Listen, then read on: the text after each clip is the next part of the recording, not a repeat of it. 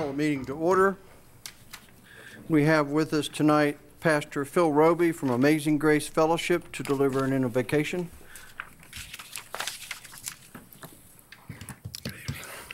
Let us pray. Our most gracious Heavenly Father, thank you for your presence, provision, and protection this day. I ask your blessing on the Commonwealth of Virginia, this county of Frederick.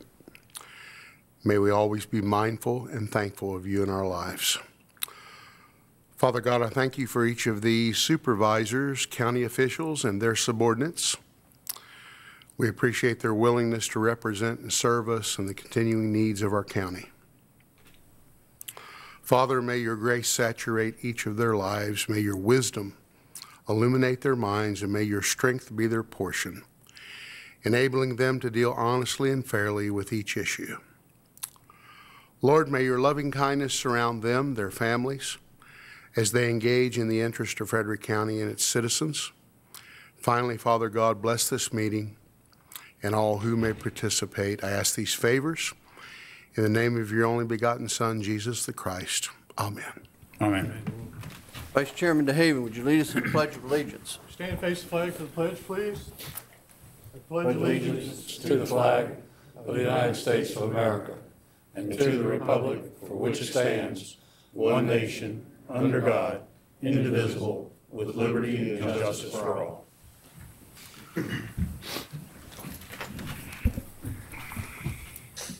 Before we move on to the adoption of the agenda, I'd like to welcome some special guests this evening. We have Boy Scout Troop 1 from Opequon Presbyterian Church here with Michael Judson as the scout leader. And if you would honor us by having your scouts come up to the microphone and give us their name, we would be pleased to hear that. We would like to know who you are.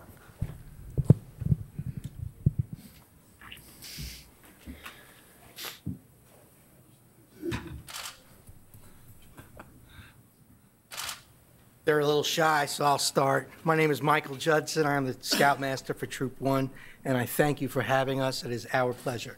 Scoutmaster, if you pull that down, it might be better. There we go. My name is James Judson.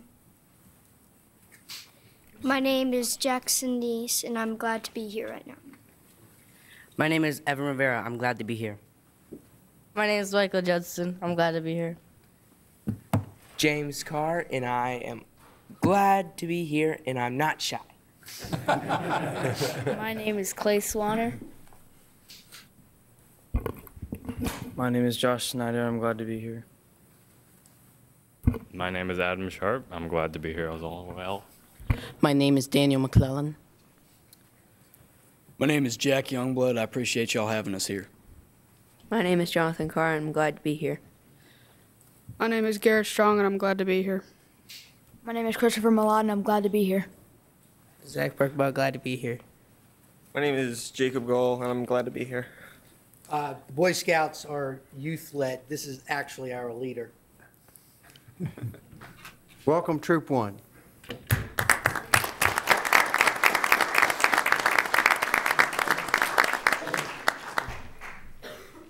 Adoption of the agenda. Go ahead, sir. Thank you, Mr. Chairman.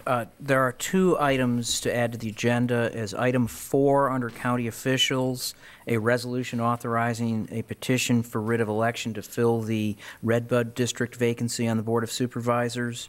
And as item 5 under county officials, appointment of county administrator and approval of contract with county administrator. All right, is there a motion to approve the agenda as amended? So moved, Mr. Chairman. We have a motion by Supervisor DeHaven, I believe a second by Supervisor Hess. Any discussion? Hearing none. All those in favor, aye. Aye. Opposed, no. Motion passes. Consent agenda. Go ahead. Items for the consent agenda are tab C, memorandum rate closing of county offices for annual Apple Blossom Festival. County officials, item number 4, resolution authorizing petition for writ of election to fill Redbud District vacancy. And item K, road resolution, National Lutheran Boulevard. Questions? Hearing none. Is there a motion to approve the consent agenda? So moved, Mr. Chairman. We have a motion by Supervisor Lofton. Is there a second? Second, Mr. Chairman. Second by Supervisor Fisher. Any discussion? Hearing none, all those in favor, aye. Aye. Opposed, no. Consent agenda is approved. Did any citizens sign up for comments? Yes, one, sir. Jay Martz indicated general public hearing, Heritage Commons. If you'd please come forward, give your name, magisterial district, limit your comments to 3 minutes, please.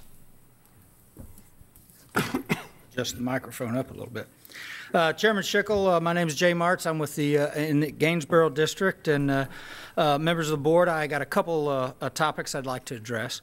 As you know, the General Assembly has just concluded, and there was no action taken on HB 2165, which involved tax exemptions here in Frederick County that you had asked Delegate Dave LaRock to act as your patron. I do believe this was a good piece of legislation, and you should encourage it to be introduced next session. I believe this body is the appropriate authority to determine property tax exemptions within this county. My second issue that I'd like to address is the recently approved capital improvement plan. I'm concerned that we seem to be on the very high end of school construction here in the Commonwealth. For our new middle school and our fourth high school. The data that I have collected show that we are close to double the cost of middle school. The closest I could find was Loudoun County, and the last one built was about $26,000 per student, and we're coming in at about $45,000 per student on construction cost. And then I looked at the high school that we're getting ready to build, and I was astounded. We're getting ready to spend about $74,000 per student. The next most expensive high school I could find in the Commonwealth was one being constructed in Prince William County at $46,000. So I would just ask you to carefully review these expenditures with the school board. I've requested a current copy of the school board's capital improvement plan, but yet to receive it. I think this is a very important aspect. I know that the capital improvement plan is just a guide for you to follow, but I think it is well worth you taking a look across the Commonwealth and how much we are spending in school construction here in Frederick County. Thank you for the opportunity to address the board.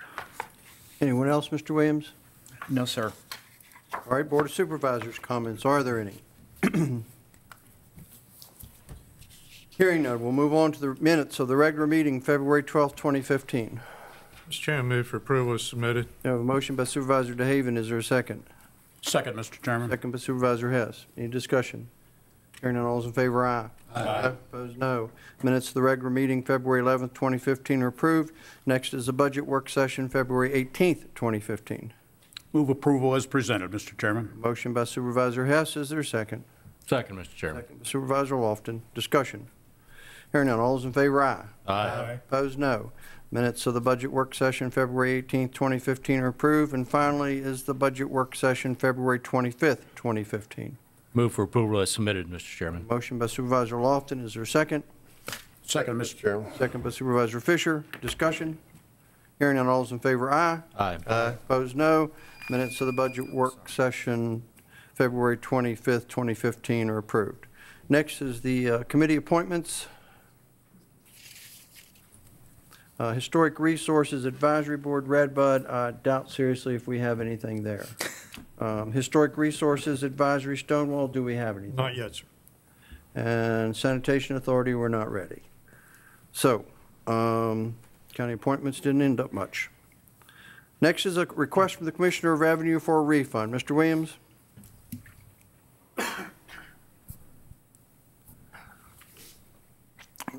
We're in receipt of the Commissioner's request dated March 3rd, 2015, to authorize the Treasurer to refund United Rentals North America the amount of $5,522.62 for business asset taxes in 2014. The refund was the result of a duplication in assets in filing vehicles separately, but including them as well in total business assets for business equipment.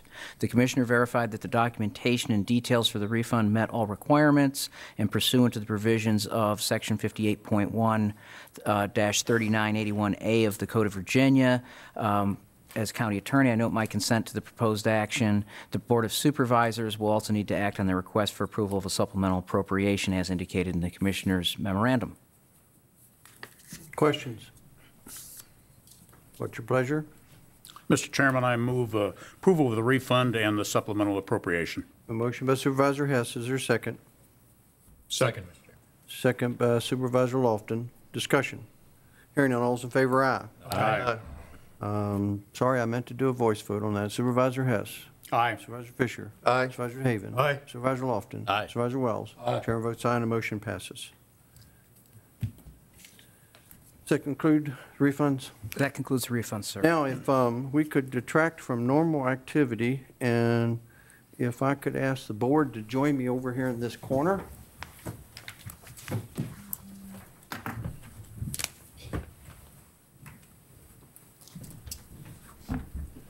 Brenda, is it on? Brenda Garton, would you come forward?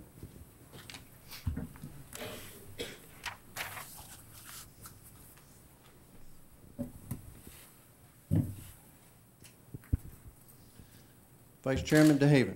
Mr. Chairman, I move that the Board of Supervisors appoint Brenda Garton as County Administrator effective May 18, 2015, and that the Board authorize the Chairman to execute a contract with Ms. Garton consistent with terms previously reviewed and discussed by the Board.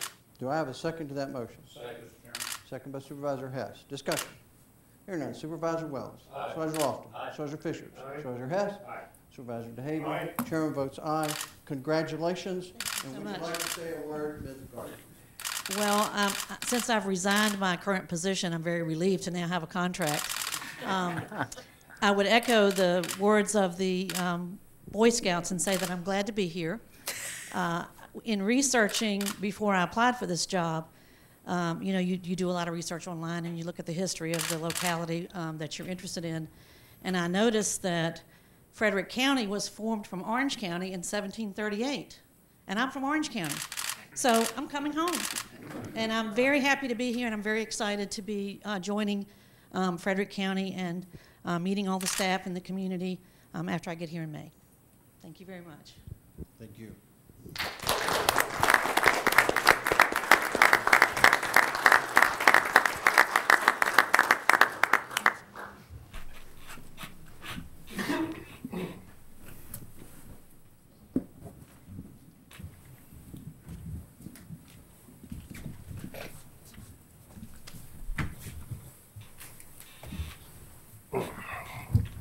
Mr. Williams, only a little while longer. But thanks for what you're doing. Thank you. Great job. All right, next, Public Works Committee. Mr. Chairman, Public Works and the Green Advisory Committee met on Tuesday, February 24th. All members were present. Have two items from the landfill to present to the board this evening. The first is a request from the landfill to accept the power poles from Rappahannock Electric, and the committee recommends approval of that, and I so move. We have a motion. Is there a second? Second, Mr. Chairman. Second by Supervisor Lofton. Discussion. Hearing none. All those in favor, aye. Aye. Opposed, no. Motion carries.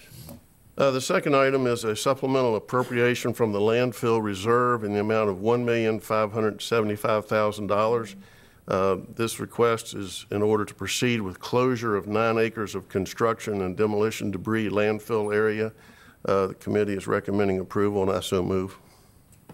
We have a motion. Now, I guess it's assumed that's a landfill reserve. Landfill reserve, yes, sir.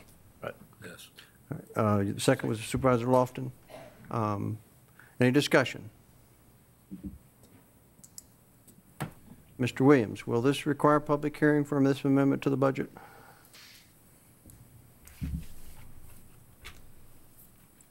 I'm looking at the number, and it may be close to the 1%. We probably should go that route. All right, can we vote with the understanding that if the law requires us to hold a public hearing, the vote acknowledges that? That would be Everybody fine. okay with that? All right. Supervisor Wells. Aye. Supervisor Lofton. Aye. Supervisor DeHaven. Aye. Supervisor Fisher. Aye. Supervisor Hess. Aye. Chair votes aye and the motion passes. That concludes my report, Mr. Chairman. All right. Next, we have a public hearing on a 12-month outdoor festival permit request of Groves Winchester Harley Davidson. Go ahead, Mr. Williams. Bear with me a minute while the computer catches up.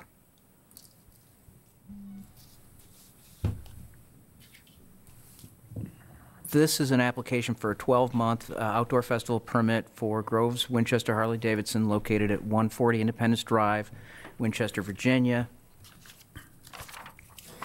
Pursuant to Frederick County Code, Chapter 86, Festivals, Section 86-3, permit required.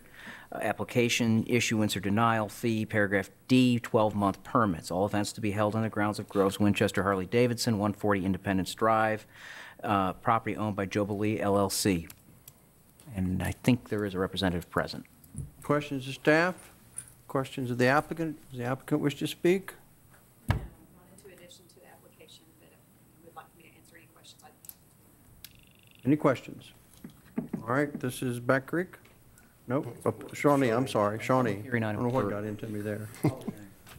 Mr. Chairman, Groves Harley-Davidson continues to do, excuse me. I'm sorry. Getting on 4 cylinders this evening. We got to have a public hearing. Public hearing first. Okay. This is a public hearing. Is there anyone here who would like to speak either for or against the 12-month outdoor festival permit request of Groves Winchester Harley-Davidson pursuant to the Frederick County Code, Chapter 86, Festivals, Section 86.3, permit required, application, issuance, or denial? Paragraph D, 12-month permits. All events to be held on the grounds of Grove Winchester Harley-Davidson, 140 Independence Drive, Winchester, Virginia, property owned by Jubilee LLC. Is there anyone here who would like to speak either for or against this festival permit? We'll close the public hearing. Now we're back on track, and it's Shawnee. Mr. Chairman, they continue to do a very good job with their outdoor festivals, and I would move for approval of Groves Winchester Harley-Davidson 12-month outdoor permit. We have a motion to approve. Is there a second? Second, Mr. Chairman. Second by Supervisor Wells. Discussion. Hearing none. Supervisor Hess. Aye. Supervisor Fisher. Aye. Supervisor DeHaven. Aye. Supervisor Lofton. Aye. Supervisor Wells. Aye. Chairman votes aye and the motion passes. Next is another public hearing, rezoning 05-14 of CV Ventures LLC, submitted by CB Ventures LLC. Go ahead, sir. Thank you, Mr. Chairman, members of the board. This is a rezoning request to rezone 2.42 acres of land. That's from the B1 Neighborhood Business District to the B2, which is the Business General District. It's to accommodate, of course, commercial uses down in the APEC and Magisterial District. Can draw your attention to the location map on the screen. The properties are highlighted with a black outline, and I'll zoom in here a little bit to give you a closer view. Of course, they front on Ayla Road, adjacent to where Ayla Road runs along Interstate 81, and this is just north of Route 277, Fairfax Pike. Moving from that map, the next map that you'll see shows the very same properties, and it shows also the zoning. The zoning of the property is B1 Neighborhood General, as I mentioned, and you can see that zoning is consistent with what is above and below the properties for which the rezoning is being requested. You can also see that to the rear of the properties, to the east, there is the adjacent residential neighborhood that is zoned residential performance and is one of the older residential neighborhoods in Frederick County. To the south there, you can see that the orange is the Business General, the more intensive commercial zoning down on the 277 corridor. The applicant's request includes a proffer statement. Part of that proffer statement is the generalized development plan that is on the screen to your left. That generalized development plan simply shows the location of relocated Ayla Road. Of course, the 277 improvement plans show Ayla Road relocating from its current position to a point a little further east where it connects to 277. And this generalized development plan picks up the appropriate right-of-way consistent with the approved plans. As I mentioned, the commercial uses are generally consistent with the area. The B1 neighborhood exists. The B2 proposed is located a little further south, closer to 277. And of course, with this rezoning and the comprehensive plan, calling out the neighborhood character of the adjacent land uses should certainly be a consideration with this request. Some of the potential impacts, along with the the increase of the intensity from the B1 to B2, there are additional transportation vehicle trips associated with that, and of course, increased density and height limitation standards. Presently, 35 feet is the height limit within the B1 district. The B2 would allow 60 feet for hotels and motels. So the Planning Commission considered this request on a couple of opportunities, and they had a fair amount of discussion. As a result of that discussion, the applicant did modify their proffer statement to prohibit two uses: gasoline service stations and veterinary offices. In addition, the applicant limited the height of the hotels from 60 feet down to 50 feet. The applicant also provided two exhibits to hopefully address some of the Commission's concerns, and they're included in your agenda this evening. Hopefully you can see it okay on the screen, but this, of course, is an exhibit that represents a potential hotel site, the property line with the existing trees and future buffer, and the adjacent residential dwellings, single-story and two-story dwellings.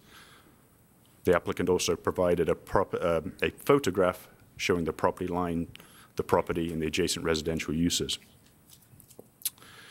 Ultimately, the Planning Commission, following the public hearing, recommended denial of this rezoning request. They expressed that the neighborhood character of the area would be adversely impacted, that the B2 uses were too intensive for this particular site, and the adjacent residential properties would be negatively impacted. So, Mr. Chairman, following a public hearing here this evening, staff will be seeking ultimately a decision from the Board of Supervisors on this rezoning request. Representing the application this evening is Mr. Ben Montgomery, should you have any questions of him, and I believe he has a presentation to make. Questions to staff? Go ahead. Under the B2 zoning, what is the most intensive use that could be, I guess, put on this site? I think clearly from a height and scale perspective, it would be a hotel, because of course that allowance would enable them to go from 35 feet up to 60 feet, typically. The applicant has capped that to 50 feet, but it would go from 35 feet to 50 feet. So the size and scale, hotel. Traffic intensity, most likely a restaurant with a drive-through capability. Did I see from a previous slide that the B2 would allow a fast food restaurant and a B1 wouldn't? Did I understand that correctly? That's correct. The drive-through component is a key difference between the B2 and the B1. Where is there a B2 zoning near there? Because there's a McDonald's 2 properties down, I believe. It is. Yes, sir. If I can just scroll back here to the location map, which shows the zoning. And again, highlighted are the 2 properties on Ayla Road.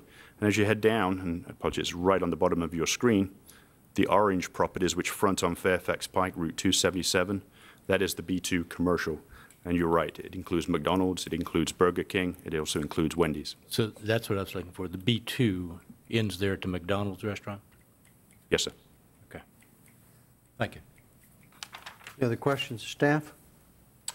Yes, Mr. Chairman, the building height exhibit, that appears to have been drawn to scale, and does that represent the topography of the area? Generally speaking, yes. Again, the property for which the rezoning is being requested sits on Ayla Road, slightly higher than the residential land uses to the rear, and the applicant has depicted that. Again, the single and 2-story houses are depicted. I believe that the distance from the property line or the fence and buffer area to the residential land uses may be exaggerated slightly in the exhibit, but I'm sure the applicant can speak to the actual scale of that. Okay, so it's not exactly to scale, then? Not perfectly so, but not too far off. Okay, thank you. Other questions to staff? Thanks, sir. Thank you. Would the applicant like to address the board?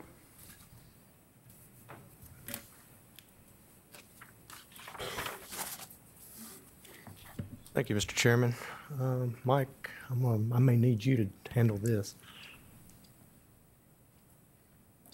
Get me back to the zoning. My pleasure. Sorry. Okay, good.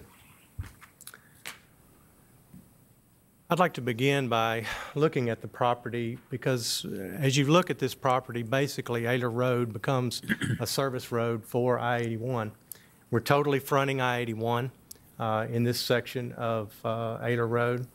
And just like as you go south of the Fairfax Pike, the road fronting the interstate in that area is host of hotels, restaurants, fast food. And so the nature of the location really begs to be a more intensive zoning, more intensive in that this has physical view from I-81. It is marketable from that standpoint. And the problems that we run into is basically those reasons. When you look at the B2 that exists, you have B2 that is exactly against residential, the same residential neighborhood now.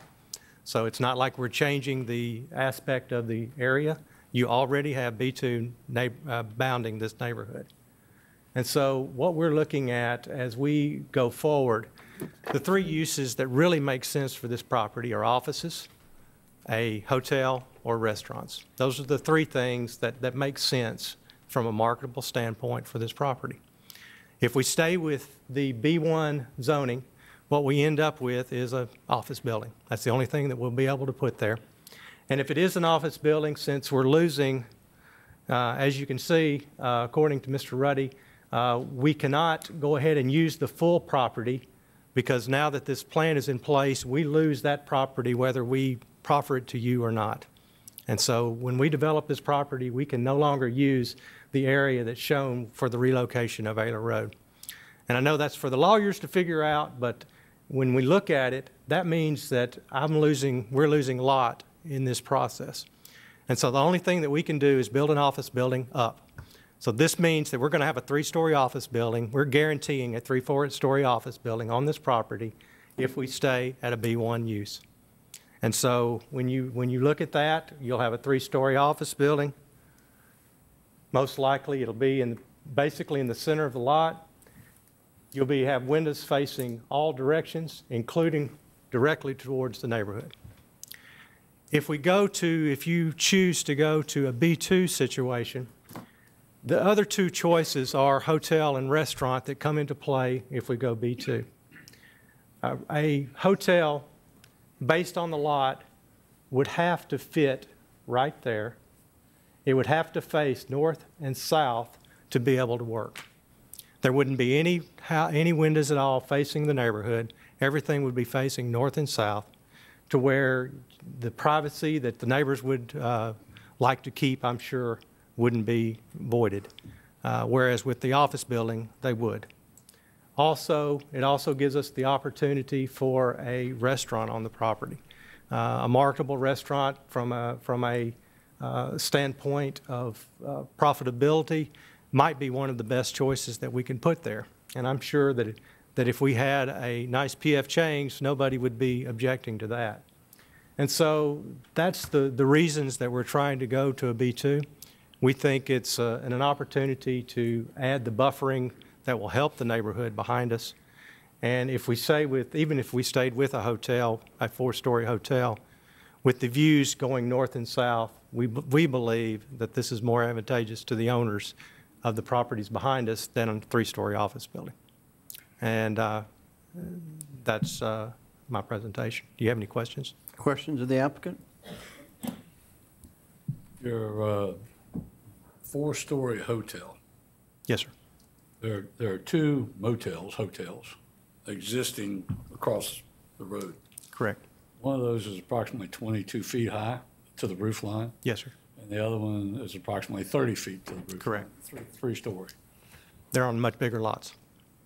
So they're spread out where you have to go up and. We can't spread out. It won't make, your economics won't make it. That's correct, yes, sir. That's correct. Okay. And the higher we can go, the smaller the footprint, therefore the more parking. And so, being able to go higher actually makes the building less impactful to the residents behind us. So you're at 50 foot. You proffered 50 foot. Yes, sir. Okay. All right. Questions? Supervisor Hess.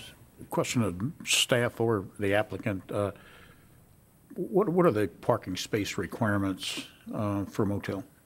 For a parking space requirements for a hotel or motel? I believe it's one per room. I believe that's correct. And so what do you think the balance might be if this property were developed as a hotel? Well, you're looking at, based on my calculations, about 75 to 80 parking spaces is what I could get on this property with the loss of the land. Any other questions? Thank you, sir. Thank you. We'll now conduct a public hearing on rezoning application 05-14 CB Ventures LLC, submitted by CB Ventures LLC to rezone 2.42 acres of property from B1 Neighborhood Business District to B2 General Business District with proffers. The property is located at 1033 Ayler Road in Stevens City and is identified by property identification number 74-A-104, 74-A-105 in the Pekin Magisterial District. Is there anyone here who would like to speak either for or against this rezoning? If so, would you please come forward, give your name, magisterial district, and limit your comments to 3 minutes, please.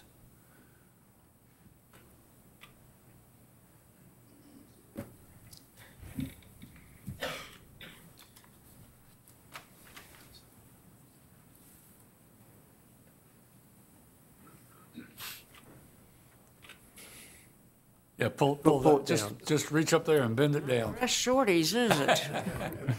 There you go. Okay. My name is Dorothy Carricker. My home is at 110 Downing Circle, Stevens City, Virginia, Opequon District, and abuts the vacant space referenced in this rezoning request. My neighbors and I do not believe this Ayler Road rezoning request by CB Ventures LLC to upgrade the current neighborhood business zoning to general business meets the current B2 zoning requirements. The applicant seeks to rezone 2.42 acres with relocated Ayler Road running through a considerable amount of it. I don't know if it's possible to rezone a road or not, but regardless, when one considers a 2 or 3 lane relocated Ayler Road, its parallel bike path walkway, utility easements, etc., one is left with a bit more than 1 3/4 acres. Under Chapter 165 zoning, Article 6, subparagraph 165-603.01, intent states, and I quote, "The intent of this district is to provide large areas for a variety of businesses, offices, and service uses. This site does not appear by any definition to be large. What type of B2 building would be constructed on this small site? The intent further states, general business areas are located on arterial highways at major intersections and at interchange areas.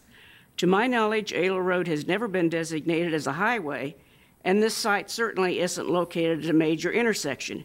In fact, it isn't located at any intersection.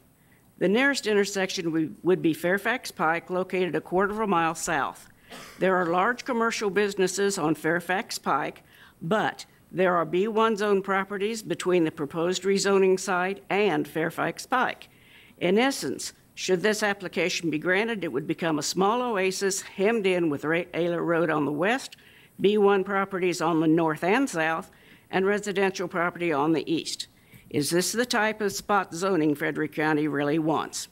We are concerned about the privacy and safety of our neighborhood as it relates to additional traffic, as well as transient or others around this property, especially at night. Ayler Road is heavily traveled by school bus routes. There are 2 schools along Ayler Road, one of which is only about 2 blocks away from the proposed rezoning site. We are also concerned about the safety of our neighborhood and other nearby neighborhoods' children's. In order to enter or exit the property in question, vehicles will have to drive over the walkway bike path where children will be walking, bike riding, skateboarding, or whatever else it is the children do. The applicant has stated there will be adequate parking available for whatever's proposed for this site, which suggests a rather large parking lot. We all know children don't always watch for potential dangers. No one wants to see a tragic accident here. At the February 18, 2015 meeting of the Planning Commission, the proposed application was unanimously rejected. It is our sincere request that this Board of Supervisors upholds the decision taken by the Planning Commission and also veto this rezoning request. Thank you. Anyone else? Go ahead, Casey. That's a good neighbor. My name's Ulysses Carricker. I live at 110 Downing Circle, Stevens City, Old Pequot Territory. The zoning referenced further states the general business area should be properly separated from residential areas. Access should be controlled to permit safety, nuisance factors, and to be avoided. I hardly think that a 6-foot fence with a few spindly trees located on the east side of a 4-sided property is going to stop anyone. Ayler Road at this particular location is probably the highest elevation, and because of this topography, this site overlooks most of the neighborhood and also my home. We are not appraised as to what is proposed to be constructed here, but since the applicant has informed the Planning Commission that they would consider a request of 35 feet, one can speculate as to what planned towering over us. Examples of some of these could be one, a motel. From a building 30 or so feet high, I guess could stare into my bedroom windows and also in my yard and most of the neighborhood. 20-foot lights in the building could light up the whole backyard for the entire night and over the entire neighborhood homes. Signage. A sign, does the applicant plan for anyone to find this site? Although one of the probabilities is would be see from Main Street of a 35-foot illuminated sign all night that attracted business from I-81 would present a definite hindrance to our neighborhood and with vehicles pulling in and out into of this particular site. Restaurants, on the other hand, and the sources does attract rodents, insects, say nothing to the garbage odors. Trash cans and paper plastic wrappings could be blown into my yard. I frequently find McDonald's and Burger King wrappers in my yard at this time. Storm water runoff, nobody has addressed that.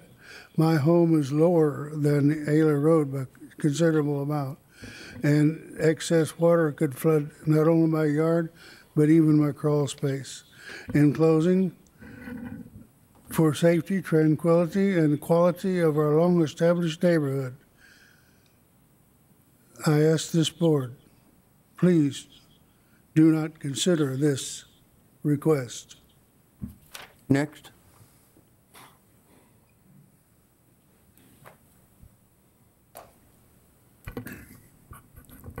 My name is Kevin Chapman. I reside at 106 Downing Circle. Mine is the 2-story building in the picture that's looking up towards the property. And that is not quite to scale. And while I believe the hill to be a little greater than what it shows, I also consider the landscaping to be much less effective than what it shows because the trees are spaced widely apart. And as I look out my back window and see what is a relatively low roof line right now, to put that to 50 feet, there would have to be solid Leland cypresses that have been well grown for 20 years to be able to block that building from our view. It would completely dominate the back view from our home as well as our neighbors. I'll keep it short.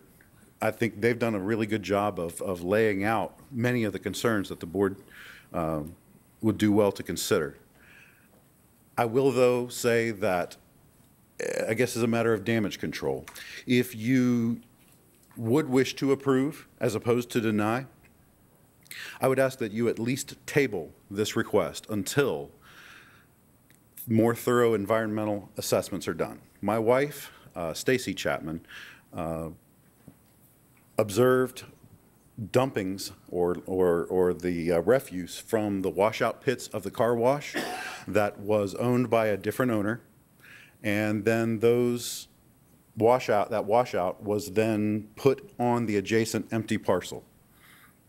That washout was, I called that into the county, and some folks came out and met us. I have never yet seen any reports or been given any news that that was completely correctly environmentally remediated, and that then could wash down onto our property. If they were to do any type of development then associated with this rezoning, then that could negatively affect, through stormwater discharge, our property.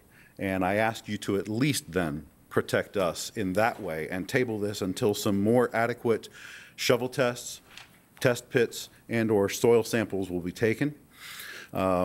The applicant performed a Phase 1 environmental site assessment. However, Phase 1 ESA does not adequately address something that could have been dumped because samples aren't taken. One simply looks for distressed vegetation. One looks for other obvious sources of contamination. This would not be obvious because it would have sunk down into the ground. And when the topsoil gets stripped, it rains and gets over the ENS controls, which may or may not be adequately maintained, then that could negatively affect our properties. So at the very least, please table this if you want to approve it. Thank you very much for hearing us. Anyone else?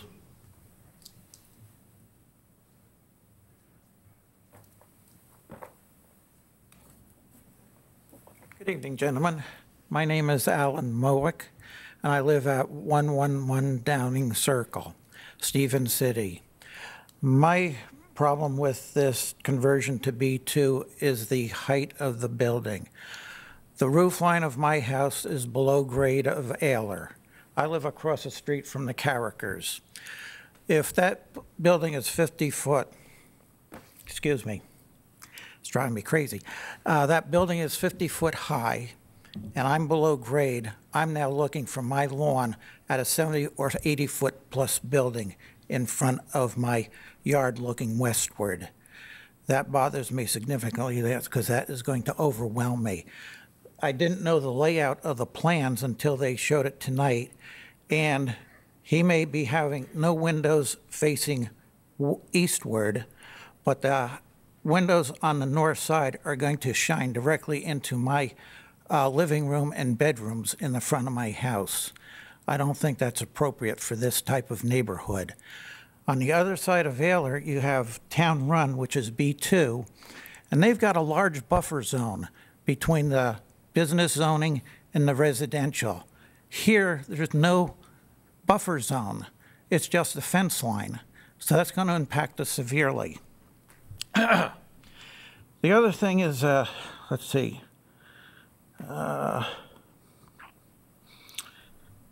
Let's get it. Oh, the accessibility. Because of the relocation of Ayler, I'm concerned as to how the people are even going to get into this development because they're going to block off Ayler from intersecting 277 where it exists right now by the gas station, which means anybody coming off of 81 is going to have to hunt to try and find this particular building, whether it's a commercial building of a hotel, a restaurant, or et cetera. I say this because 2 years ago I was coming up from south on 81, and my wife and I want to go to supper, and we saw a not a Golden Corral, but another restaurant, and it had a big sign. We drove around, got off, and we couldn't find it. Had a big, huge sign showing the place, but we couldn't follow the signs to get to it. That, I think, is going to be the same thing with this location because of the relocation of Ayler. It's not going to be obvious how to get to this place that's sitting in the back on a dead-end essential Ayler Road or ex-Ayler Road. The other thing is they mentioned about the signage, the lights. I see the Burger King light from my house, and it's very significant, gentlemen. I was surprised, and that bothers me now with what is the signage going to be with this property also. With that, I hope that your gentlemen would take into consideration our residential request and not approve of this conversion. Thank you. Anyone else?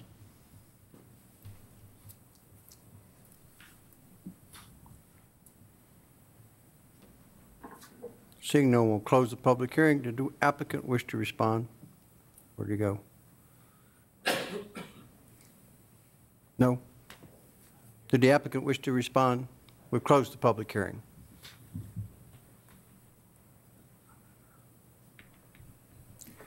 We appreciate the concerns of the residents. We would like to propose that we table this to address the environmental concerns, to address the lighting concerns, to try to work with the neighbors to maybe develop something that would work for all of us. And if that would be in your consideration, we'd appreciate it. Okay. Thank you. All right. Go ahead. Mr. Chairman, if it's appropriate, I'd like to ask staff if they could show me something on the material that's been submitted in the colored information that you've got showing the different land uses. Can you draw where the relocated Ayler Road would be from Fairfax Pike? Yes, sir. Back through this property? And this, of course, is the current zoning of the properties. Not the land use, a slight difference, but the current zoning. So if I may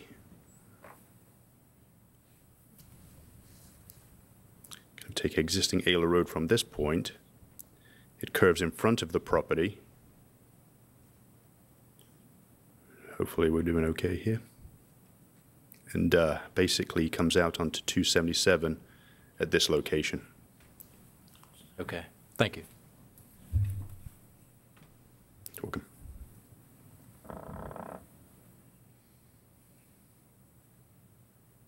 Okay, this is Opeka.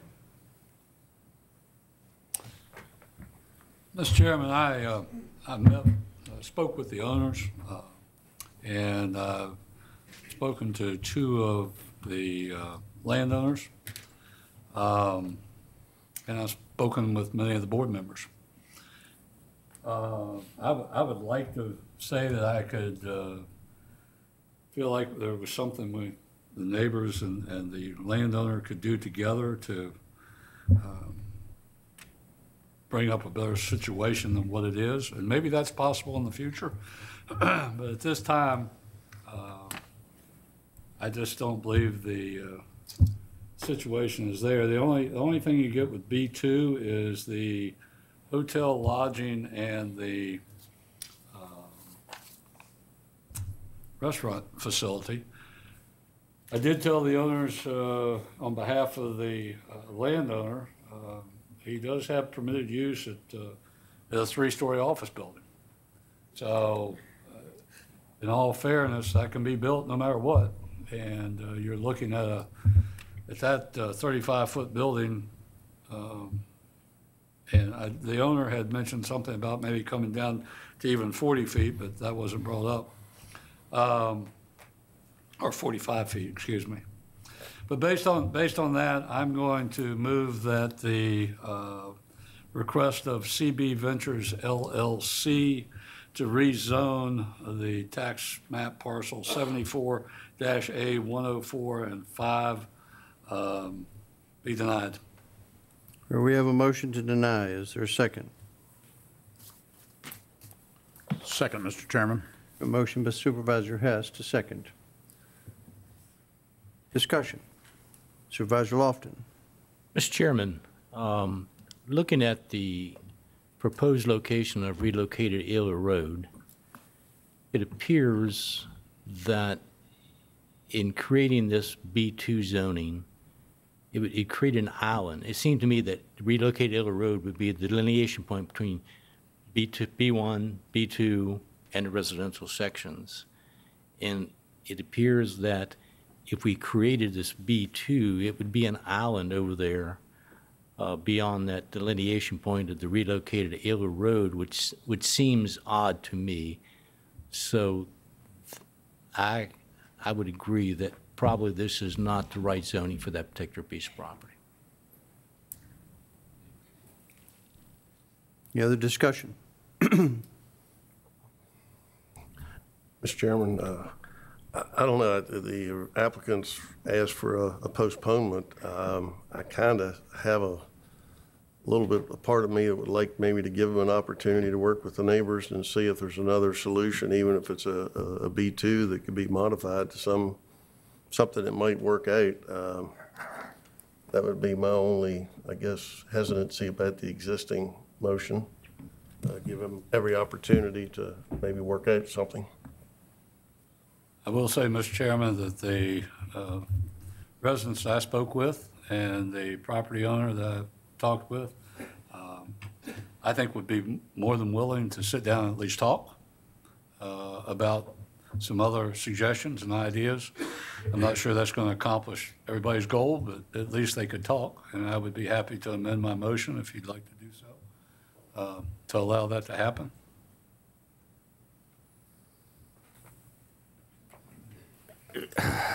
I'm not sure where you're leaving the chair here. I believe that you had a motion to deny in a second. I do have a believe motion a to motion deny. to postpone will trump, but you're saying that you might be willing to amend your motion to postpone, so I think we probably better just figure out what you want to do and start over. I have a motion on the floor to deny. Yes, sir. You want to withdraw that? And Mr. Fisher brought up the fact that that might be possible for the two parties to at least talk and have an opportunity before that denial comes across the table. I'm not sure exactly how to handle that by Robert's Rules I of Order. believe that if we go down the road that you leave your motion there and Mr. Fisher makes a motion, which he did not, and it's second and we pass it, you would postpone the vote to deny. Okay, and that doesn't sound to me like a very good thing to do. It So doesn't if sound. you started all over and said, I want to postpone a decision until a certain date, I think it would make more sense. But it's up to you. I'm trying to lead you where you want to go. I can withdraw my motion. That would mean that Mr. Hess would have to withdraw his second. I would agree. And then come back with a motion to postpone the request of CB Ventures LLC. We need a date. For the tax map numbers that we talked about, in order to give them time to meet with the residents and see if they could come up with any other solution that might work. We need a date certain. Pardon? A date certain. What do you think? When's the first meeting in April? April 8th? Generally, it's, I would ask the applicant what they thought. Yeah. Okay. Since they made the request.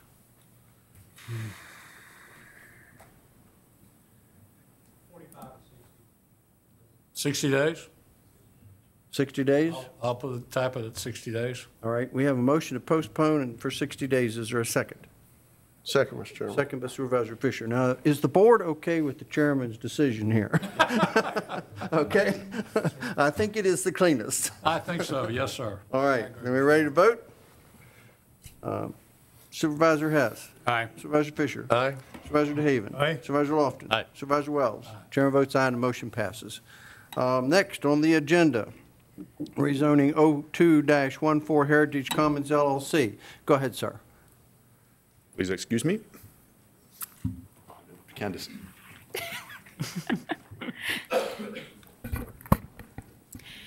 Thank you, Mr. Chairman, members of the board. This rezoning application is a request to use the R4 Residential Plan Community District to rezone a piece of property formerly known as the Russell 150 to accommodate the construction of 1,200 residential units as well as commercial land bays. Now, the 1,200 units consist of about 1,016 multifamily units and 184 townhouses. I would note that the R4 district enables a mix of uses, but more importantly enables an applicant to modify a zoning district to tailor it to the needs of their community.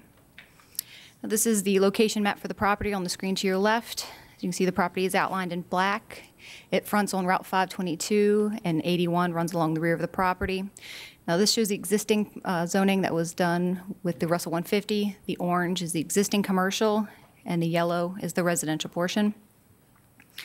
Included with the application was a market and fiscal analysis, the proffer for the 1,200 units. There are transportation proffers, which Mr. Bishop will go over later. There's a land use matrix table, proffered land to the EDA, the GDP that shows the land bays, as well as a modification document with a request for 12 zoning ordinance modifications.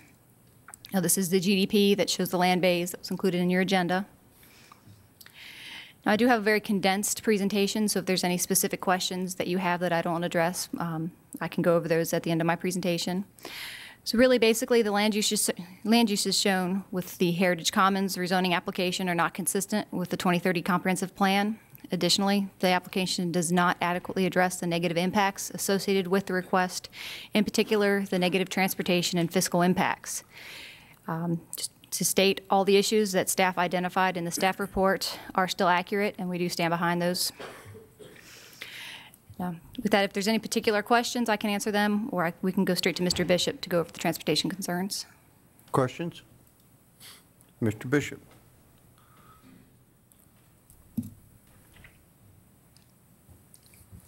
Thank you, Mr. Chairman, members of the board. Ignore that map as I had it there just in case I wanted it. We have reviewed the draft proffers which you had before you in your packet, and I have the staff report for. Highlight a few concerns. First of all, the project phasing. I should start off by saying we're supportive of project phasing. That's not the issue. The issue is the methodology. Currently, the draft proffer states that only the portion of Airport Road that they're talking about has to be built as long as trips generated does not exceed 11,588. From my perspective, this is too open-ended. What we had envisioned was something that left a more clearly tangible incentive to come back and finish the commitments that are being made. We pictured something in the forms of an acreage limitation or perhaps a square footage limitation, something like that as far as trips, something that would much more clearly leave a residual parcel. Secondly, you would have noticed a tangible shift, if you will, in the proffer package this time and in staff statements. We have been encouraging you to try and make sure we have this agreement for revenue sharing in place before you should accept a proffer that relies very heavily on revenue sharing. However, as the date of this meeting has come closer and closer, and we did not necessarily feel we were making adequate progress toward that goal, the recommendation that we ended up making to the applicant was, if this isn't going to be able to get done, let's just proffer what you're going to proffer. You know, if you're going to proffer the roads, proffer the roads. We will remain here with the revenue sharing awards, which we already have. It's not like we're going to send those down the river tomorrow just because your rezoning's approved. But basically, shift to attack where you proffer what you proffer. Once you come out of your proffer, here, we have this tool to help you implement this proffer. Let's use it together. This graphic actually provided by the applicant. It's in their attachment D of a packet that I believe you got yesterday. And it shows what they expect to be building as part of that phase one, if you will. To point out Warrior Drive, this is a comment we've had throughout the different versions of the proffers, continues to have no development-related triggers. Yes, the proffer purports to be willing to go in to do something with us via revenue sharing at some point in the future. However, our experience with various different developments has indicated that if there's not some sort of specific trigger, something that specifically is going to give someone a reason to do that, to tie it to, if you will, it usually doesn't happen. So I just don't feel like the way it's worded, it's a very strong proffer. There is an additional proffer that was part of this new package related to proffer credits that's claiming $9.9 million in credits because of the transportation improvements. Now, my simple understanding of the ability to take a credit on your proffers for how many transportation improvements you do is basically you have a rezoning. It has to do, according to the traffic impact analysis, such and such number of improvements to offset their impacts. Not just to access the road system, to offset their impacts of their development. Oftentimes, through comprehensive planning, various different reasons, an applicant may proffer something more than that. That's where your credit should come in. Here we have a $9.9 million request when we've never given them reason to expect to pay more than approximately $5.5 million. So I'm missing the nexus there, but I believe the applicant's going to address that. So we'll look forward to that. And finally, once again, this is a drum I've been pounding since early on. The existing proffers on the property call for a $1 million cash proffer to the surrounding transportation network. Yes, that's over and above the road construction that's being done. However, you go all the way back to that Russell 150 traffic impact analysis which this application relies on, and even that application recognized that it couldn't do everything. It did what it could in the forms of the connection over in the city and to the north and south with Warrior Drive and the Tevis Street extension, and of course the tie into 522. However, even the development of this size cannot reasonably go in and fix what we call malfunction junction. But that's where that comes from, the inability to deal with that rather serious issue. Now I understand that you did receive additional communication yesterday. Yeah, I'm not going to get into the he said, she said of some of the different comments and claims in there, although I'm happy to take your questions should you have any. I believe Candace will deliver our conclusions. Questions of Mr. Bishop? Mr. Chairman. Yes, sir. Supervisor Lofton. We talk about their unwillingness, it appears, to enter into the revenue or to proffer that they will build all the transportation networks that are needed.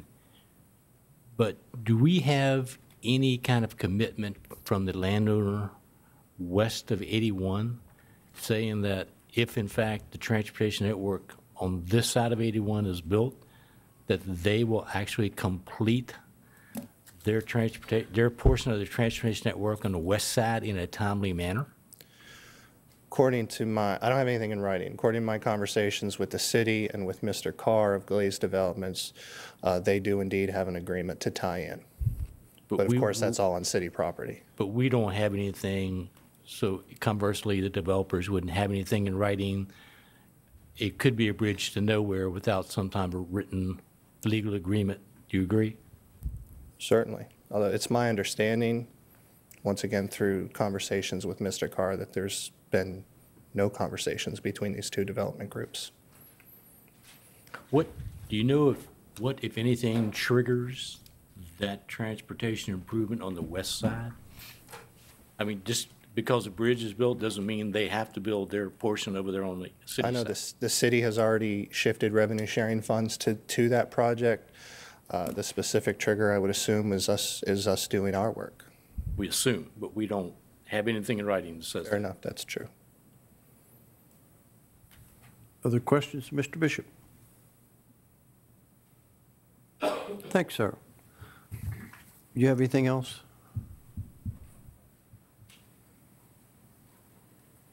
I really just had some closing slides, and then the applicant does have a presentation. So really just wrapping up that the Planning Commission did recommend denial back at their November 5th, 2014 meeting, and then the board held the public hearing at your December meeting, and at that meeting the applicant did request postponement, and then again at your January 14th they requested postponement again to tonight. So with that, we've noted the concerns with the application. I'd be glad to answer any questions as well, and Mr. Lawson does have a presentation. Okay. I know the applicant wishes to speak.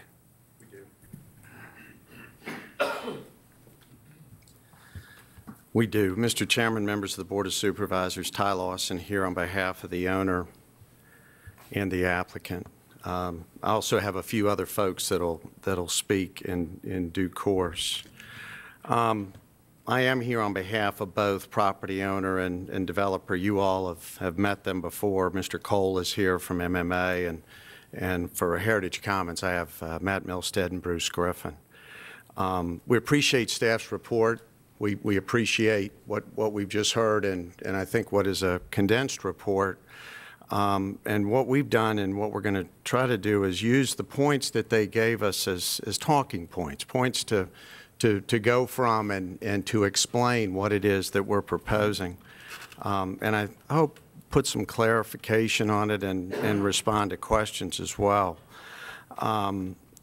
Their reports and their comments distill down to three items. One is comp plan, they say nonconformance, fiscal impacts, and of course the transportation, which is a regional road network, which includes not only property in the city of Winchester, property in Frederick County, crossing over an interstate highway, which is significant and is very important. And we've heard from a multitude of folks, all of those municipalities, VDOT and others, how important that road network is.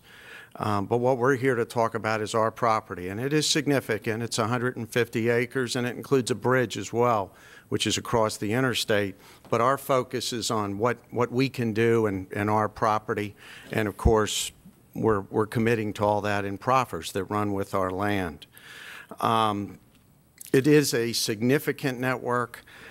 I can't and do not want to underestimate it, but I think it's important to point out that what we show in our generalized development plan are the segments of that network that we're committing to build, and we are committing to do that through the 3 administrative agreements that are already in place with VDOT. And what we've done in our proffers is we have carefully rewritten them to spell out, and I appreciate Mr. Bishop's comments about a meeting that actually took place 2 Fridays ago when we were told we're not going to be able to enter into a revenue sharing agreement because we need more detail.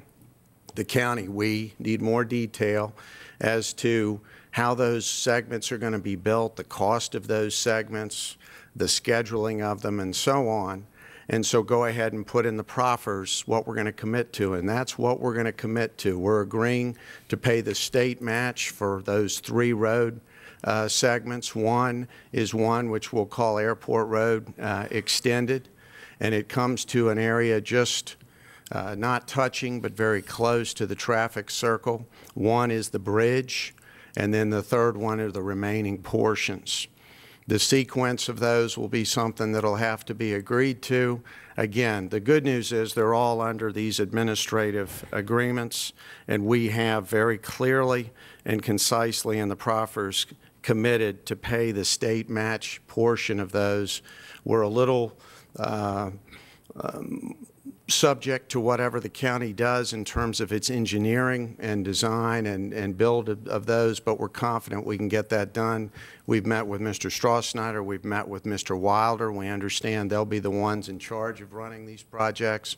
We've had meetings with Pannoni and Associates. They're the ones that have been engaged by the county to do the design. And I've forgotten who they've engaged, but there's someone under Pannoni that's working on the bridge segment. And again, we've proffered to pay and participate in the 3 administrative projects. But one of the big things that we've done in the revised proffers, when Mr. Bishop said, say what you're willing to do and how you're going to do it, it's not only the big picture, but also recognizing that there are other property owners here that need to do some things in order to allow for a bridge to be landed, for example, or for a road to be connected, is we have agreed the land that we control, we can do something about that. We can dedicate that. We can go forward with that. And so that's why we were very clear to spell out that we would build that first segment, which would connect from 522 to where the traffic circle is. And why? Because we can commit to it. It's our land. We can dedicate that land. We can go forward with that project. And if the others come along, as we've been told, all the work can be done at the same time. But if there is any concern about others being the city, others being other property owners, that's not going to be held up. And that's why we went ahead and dedicated that we would do that. We are optimistic that others will come along. We've been told by many others that there's a lot of incentives. I can think of certainly the folks to our west that would benefit most immediately from a road network. So we would expect that they would step up, participate, sign agreements. But of course, that's beyond the scope of our property, and we don't control those parties. But we have every reason to believe that they would. We've also been told there's other incentives out there, such as when they start to do the work on the Route 50 bridge, and that this is going to be an important detour route. And so, again, we think VDOT is very motivated to go forward. And for those reasons, we're willing to commit to do the pieces that we control, and we do believe that others are going to be motivated, and they're going to come along and do the balance. The other thing you need to know that Pennoni has been working hard. We were told that a portion of this road has been designed to a 30% design. We've learned a lot about how you build state roads and what you need to do that. That is a significant milestone that allows, at least on some of the road sections, for the county and the state to tell us what these roads are going to cost, and a little bit about the sequencing and when these roads can be built and these segments can be built. So again, a lot of work's been done. We're pleased with that, and timing is critical for us. We're going to pay to do this and deliver it. We certainly want these road segments to be built. The bridge design, that's also well underway, but you all do need to know that there had been a bridge under the old Russell 150 rezoning that had been approved. We were advised by VDOT that those standards have changed. And so all that work was for naught, and so new work has been done. There are new standards and requirements for bridges in this Commonwealth. And again, we've been advised that that's underway.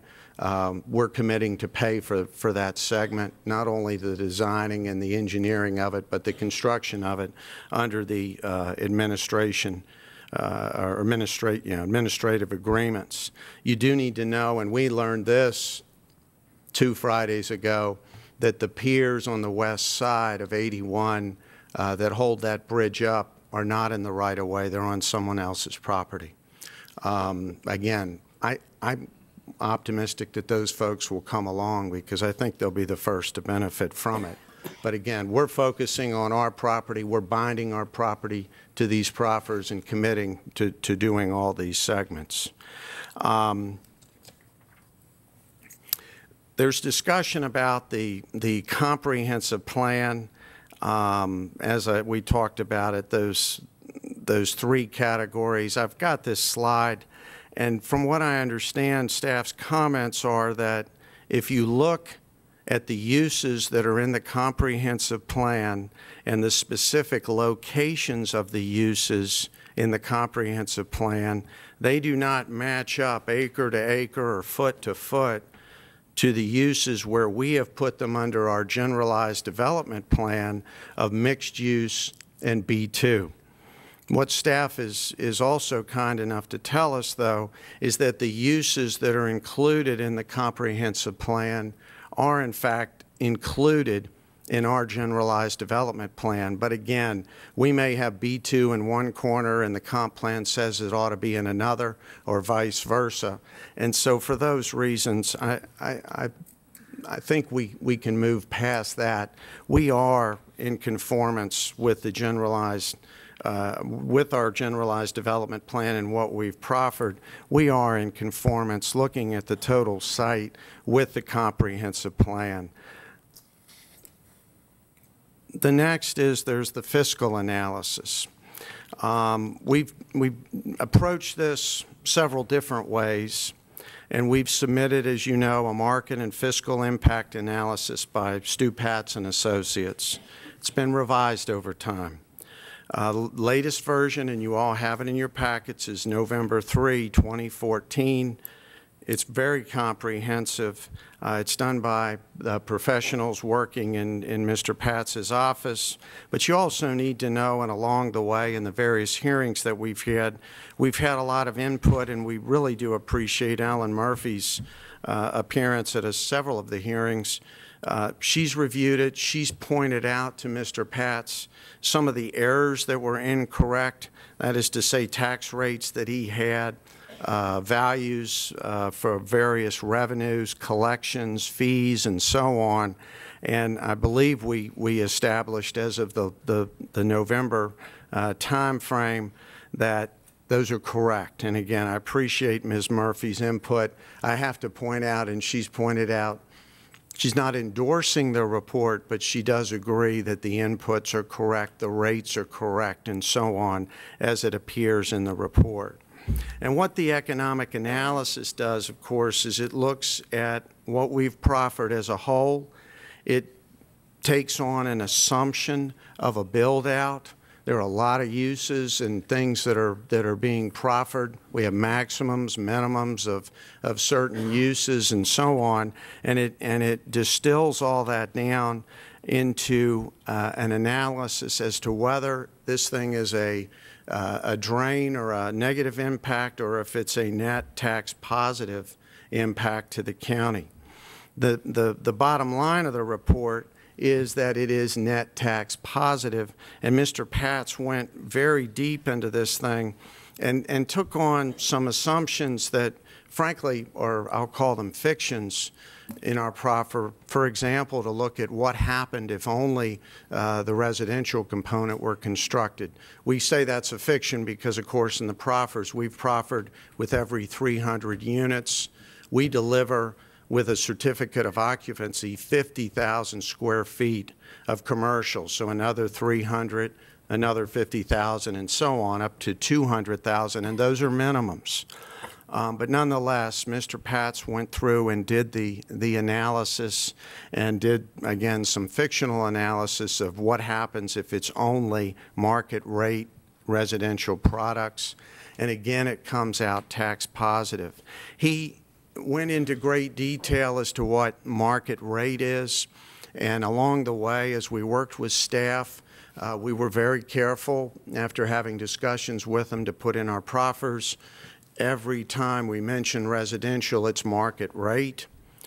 We've put in the most recent proffers additional language. This will run with the land. We actually got some words from a federal text that talks about what market rate is, and we went ahead and incorporated it into the profits, or into the proffers, and simply put, it is the highest rent that a market can bear. And again, we're willing to stand behind that. We've put that into our proffers. Mr. Cathcart is here to talk about his products and what it means, and how, actually, he'll tell you he thinks he knows Mr. Patz. He's used Mr. Patz, and what he'll tell you is Mr. Patz, if he has a flaw, he's too conservative. But that's okay. We've done that. We've checked that.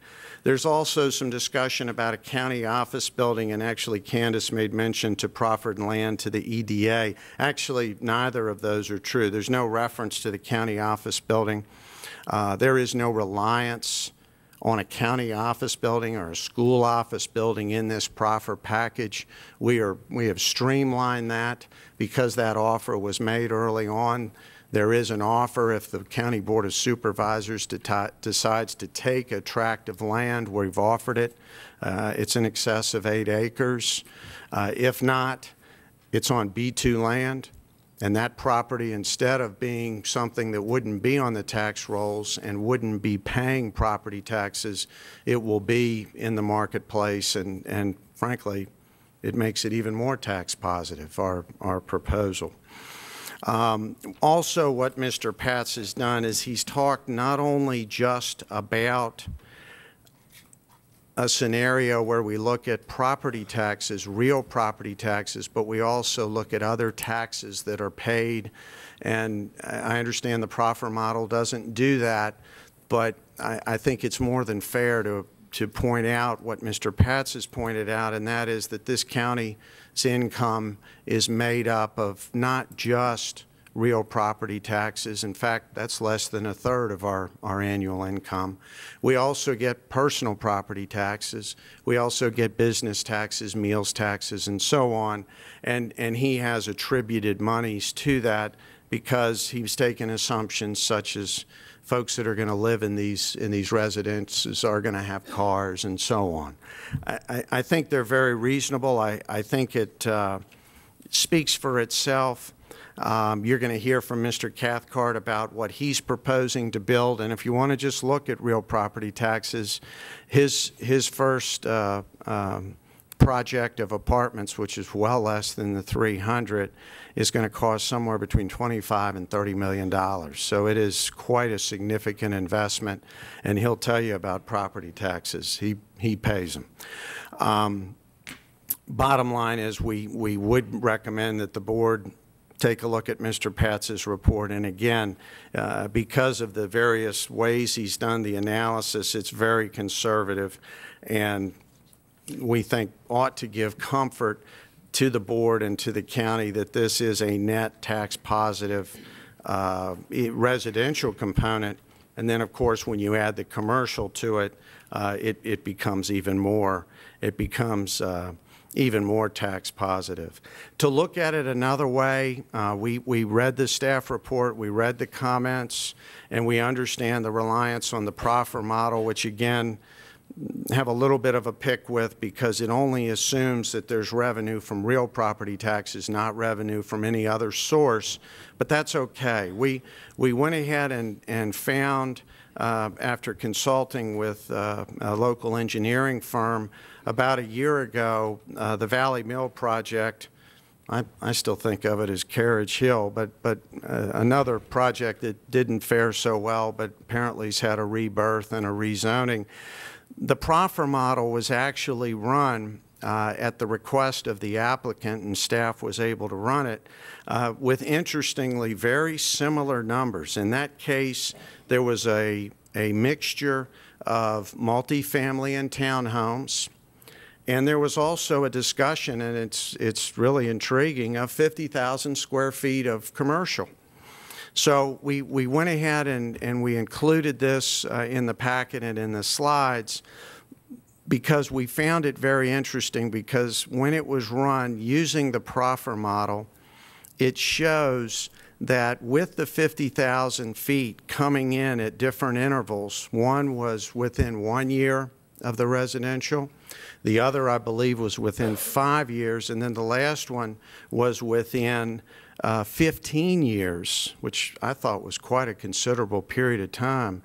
It lowers the impact that the residential units ought to bear using the county's proffer model, and this one shows that it's around $2,800 per unit as a result of the 50,000. I believe this is coming in within 1 year, and the total number of residential units are 270.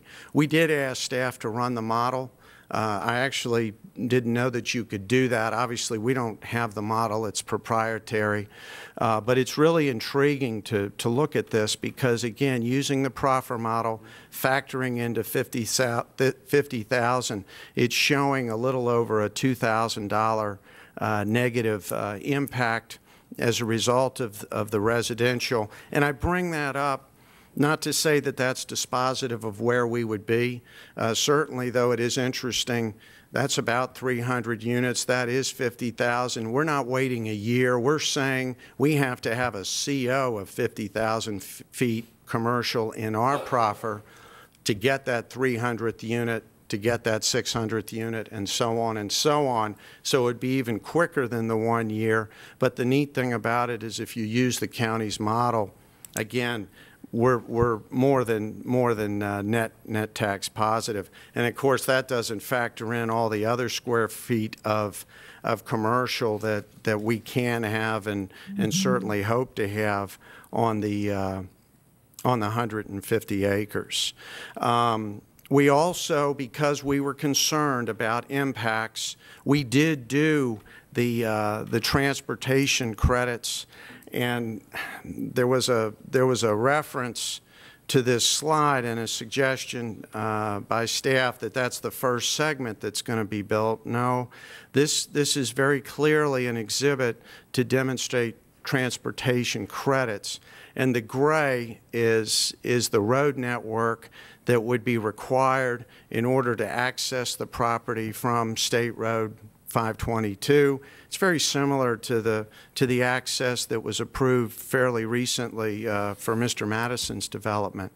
And that's to show what would be needed to build and to service this property. It is not in any way a representation of what this applicant wants to do or is proffering to do, because what we want to do and what we've proffered to do is on the generalized development plan. But the point of this is it was explained to us that the board has recognized the significance of encouraging regional transportation networks. We're recognizing that we're not getting the money that we used to be getting from Richmond to build these roads, so we're going to try to incentivize folks to do them. And so what we've done, and Mr. Wyatt is here from Greenway Engineering, but what he will do is explain the analysis and the engineering that went in to demonstrate that there would be a value, a proffer credit for the regional transportation portion that was being built over and above what would be required if one were to just do a development accessing the property from a state road. And that is to demonstrate, again, that this is net tax positive. And it's another layer, if you will, that shows that it is net tax positive. Thirdly, we have proffered, not land to the EDA, but proffered public property. The value of that is conservatively estimated at $3.2 million. Be happy to explain that if there are further questions about it, but obviously it'd be very well located on a major transportation network and so on. Again, we offer that to show, because there was some concerns about proceeding without proffering additional payments when you develop residential units. And again, the reason is because of these values that are being proffered. And then lastly, we did add a safety. Having said everything that I said, we added a safety. And that is, we put in that after 600 units, we're going to pause. We're going to contact the school board, because they have the ability and they know where the school children are coming from. And if we exceed 120 school children, we're going to pay from that point forward, and it was $5,000 per unit. Actually, the schools said in their report, I had pulled it up earlier today, that we'd have 309 children for the total 1,200 units. 600 is half. We went ahead, cut that in half. It's 155. We went ahead and lowered the threshold to 120. And it's really interesting. If you go back to the slide about what happened at Carriage Hill, under any of these scenarios, even if you deliver the 50,000 feet, in year 15, 15 years out, the impact per residential unit is 4,477. We proffered 5,000. Bottom line is, and others will speak, we're very optimistic about this project. We're very pleased to deliver it. We all know where it has been, what it started out as, what it went through. Goodness knows, we know about all the court hearings and so on, and we are pleased to be able to deliver this. And as staff suggested, and we did, proffer what you're going to do, and we have proffered what we're going to do and what we're committed to do. So everything that I've said, it's in the proffers. It runs with the land, and believe we've more than sufficiently addressed the impacts. At this point, I'm going to turn it over to Evan to talk about how we did the transportation, the trips, and how they're calculated and how there's safeties built in there, and also the transportation credit.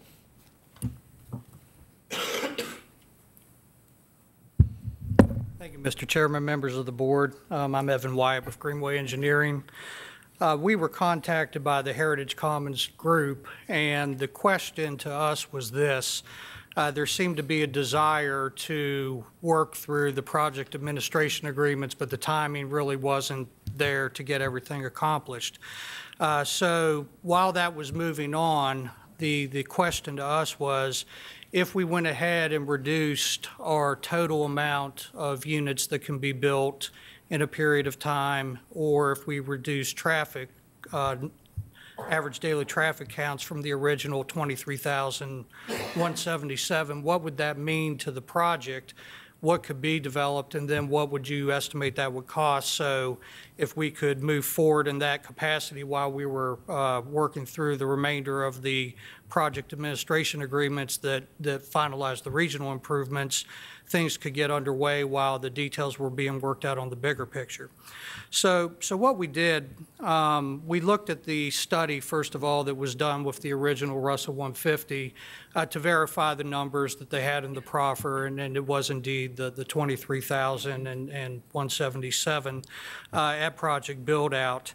The traffic study also for that particular project showed basically the concept, the bridge crossing of 81 with access between the city and the county to 522.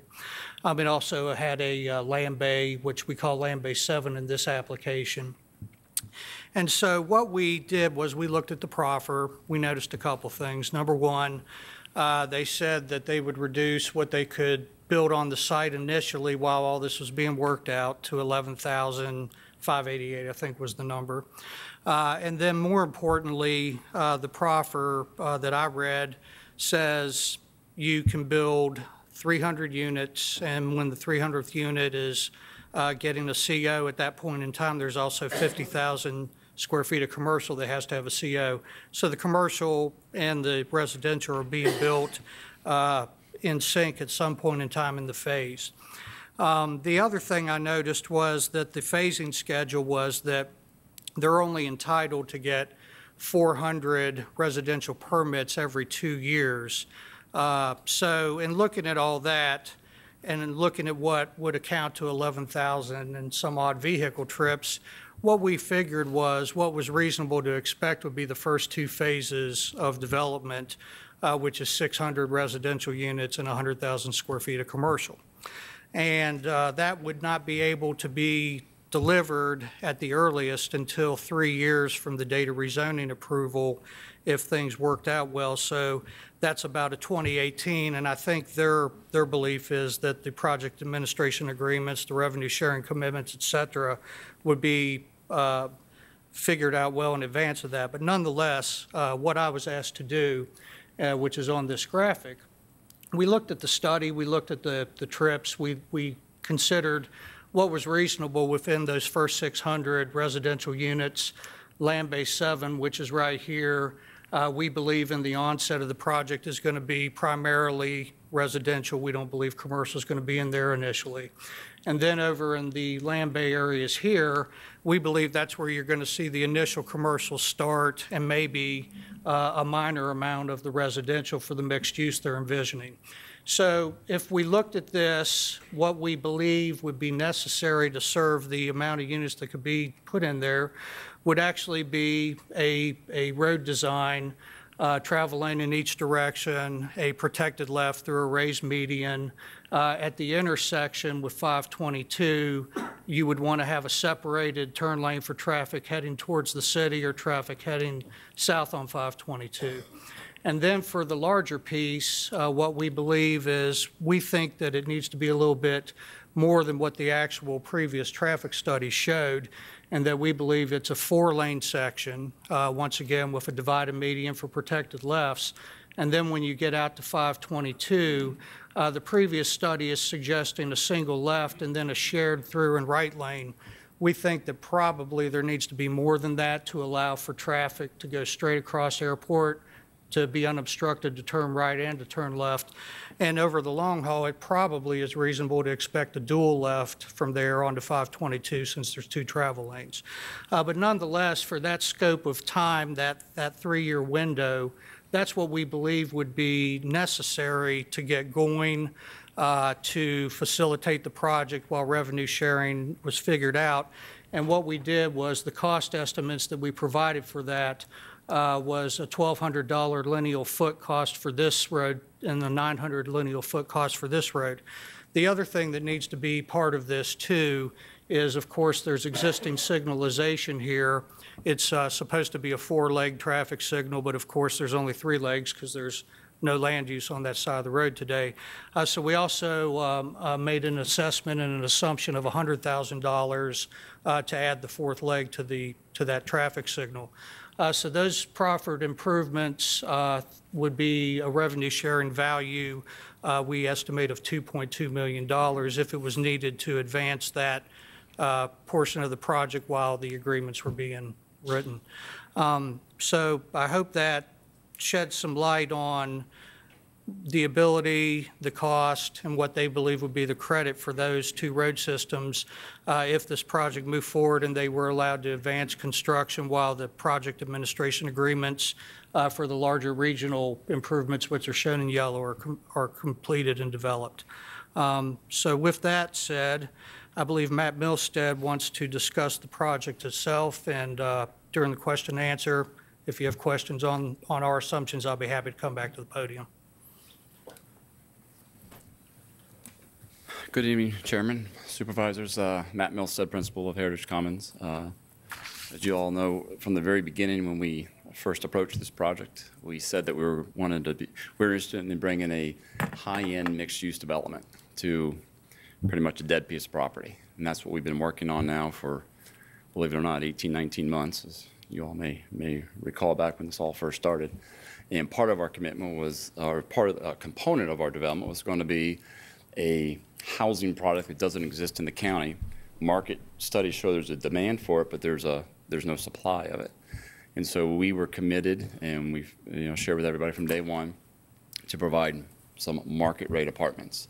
There's been a lot of discussion on what that means, and we've tried to clarify that over time, but unequivocally from day one, our commitment was market rate apartments, not anything that exists in the county. And so a lot of the discussions of the existing product, comparing it to what we're talking about, it's really kind of apples and oranges. So I just want to reiterate it, from day one, and you'll meet Mr. Cathcart here in a minute.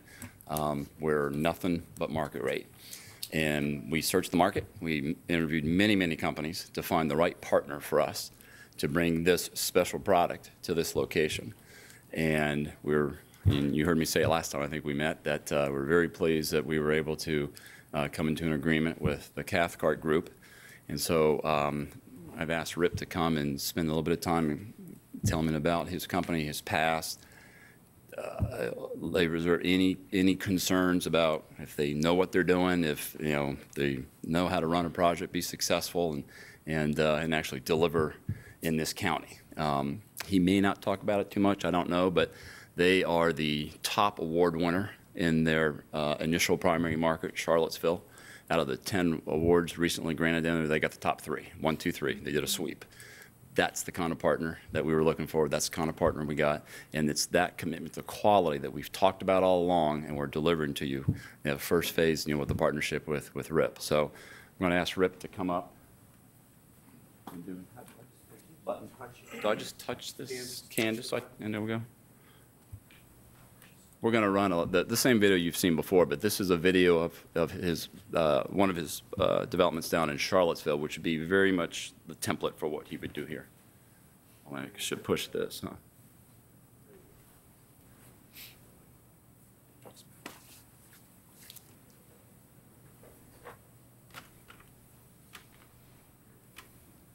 Okay, that's good. Good evening. Mr. Chairman, members of the board, my name is Rip Cathcart. I am the pass these out, right? Yeah, you can go ahead. My name is Rip Cathcart. I am the founder, chairman, and owner of the Cathcart Group, a company I founded back in 1983. We are a luxury apartment developer primarily. We've, as of the last 4 years, we've also ventured into assisted living facilities, and we're also building high-end assisted living facilities. I'm here primarily to talk about our vision for Heritage Commons and our luxury apartments, but I will mention as a sidebar that we are also talking to this group about a piece of land that's, is it part of it? But it doesn't need the rezoning. That's already in the B2. Right, okay, yeah. So if this moves forward, we're likely to also build a high-end assisted living facility if our market study indicates that there's a need for that. And our approach with that will be the same as it is with the apartments. So that is what we do. Matt and Bruce asked me to say a few words this evening regarding who we are, what we do, and our vision for the Heritage Commons site. Like I said, our primary focus is luxury apartments. We develop them, we build them. We started doing our own construction about 8 years ago after using outside GCs for many years. We find that we get significantly better quality building them ourselves, so that's why we do that. We own them and we manage them. Real quick, a little bit about me. I attended the University of Montana in the late 70s, early 80s, moved to Charlottesville in 1982 and entered the real estate business right away as a realtor. In the 80s, I acquired duplexes and townhouses, and then in the early 90s, I ventured out on my first large-scale luxury apartment development, Lakeside Apartments, which is the second one down there. In Charlottesville, it was my first venture. We still own it, I will say that Lakeside in Charlottesville, we finished it in 1995, and it was I guess I would say I was a bit of a pioneer there, which is, I mention that because that's pretty much what we're looking to do here, meaning bring something to the marketplace that's not currently here, offer a lifestyle, offer a housing type that's not currently here. That's what we like to do now. We're doing it in Harrisonburg. We're just bringing our first units online there. We're doing it in Putnam County, West Virginia, where we're just starting the second phase there. We have developed and currently own 946 apartments in Charlottesville. We also have 168 units in Teays Valley, West Virginia, and are just starting the second phase there. And like I said, we're just completing 168 units in Harrisonburg. And the units, if you look at the brochures that Matt just handed out, the first leaflet inside is the reserve at Stoneport, which is the community we're building in Harrisonburg. What we envision here in Winchester would be very similar to that in terms of, if you look at the rendering there of that building, and their floor plans are on the back page. I think there's a list of amenities somewhere there. So that would be, something, what we would build here would be very similar to that. So that's pretty much our experience. I think we have a total of 1,286 units now, 172 under construction, and another 480 in the planning stages on land that we either currently have under option or currently own. Our outlook is to build the finest residential communities in whatever market we're building in. And I will say that our approach is the relentless pursuit of excellence. Our vision for the residential community we build at Heritage Commons will be high-end, just like we build everywhere else. And let's see, I think I already said what I wrote there. But the communities we've built elsewhere and the community that we will build here will be fully amenitized with a large clubhouse for community gatherings, a large resort-style saltwater pool. You can see a couple of ours there in those pictures, not just the little rectangle that apartment complexes have traditionally had, but something more like a resort-style pool. Usually these pools are anywhere from 1,400 to 1,600 square feet, so it's a good size pool. We also build fitness centers within our clubhouse, at least 1,000 square feet. I mean, not just a couple of pieces of equipment, but a fitness center that a person could get the same kind of workout they would get at a health club, so they would not have to join a health club. Movie theater will be we have like an 18-seat movie theater within the clubhouse, so that functions as something that residents can reserve and watch movies in with surround sound, and something like the Super Bowl, we have to do a lottery because everybody wants it, But anyway, hot tubs, outdoor sport court, walking trails if the site allows for it. And the units themselves are quite spacious. They range anywhere from, we build 1, 2, and 3 bedroom units. They range in square feet from usually around 820 up to about 1,655 square feet. Many of them will have direct access garages, fireplaces, 9-foot ceilings, stainless steel appliances, granite countertops, kitchen islands and breakfast bars, oversized walk-in closets, oversized soaking tubs, full-size washer and dryer, and abundant storage. Gentlemen, I could talk all evening about how great our communities are, but you'd probably be more impressed with what others have to say. And we are extremely proud of what Matt mentioned a few minutes ago. Our local newspaper in Charlottesville is called the Daily Progress, and they do what they call Reader's Choice Awards every year. And this fall, out of about 10 communities, and they have first, second, and third place.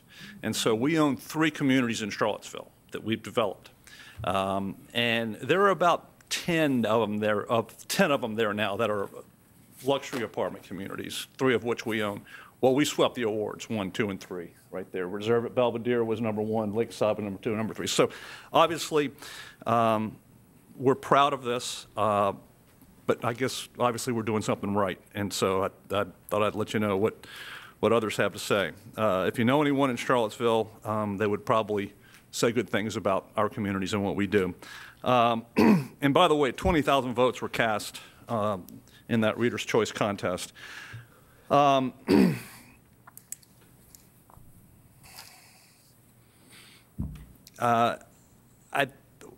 next point I want to emphasize is that we're in this business for the long haul, and I think that's significant because it's reflected in all that we do, from how we design them to how we construct them to how we manage them and how we maintain them.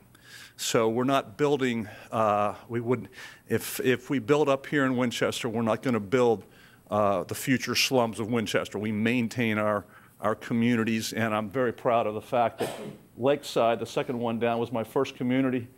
If you drove through there, I think you'd be impressed with the curb appeal, how we maintain it, how it still has maintained, 20 years later, has maintained its stature in terms of the resident profile and where it sits in the pecking order of apartment communities in Charlottesville. So, and our, like I say, our outlook is never to sell any of our assets.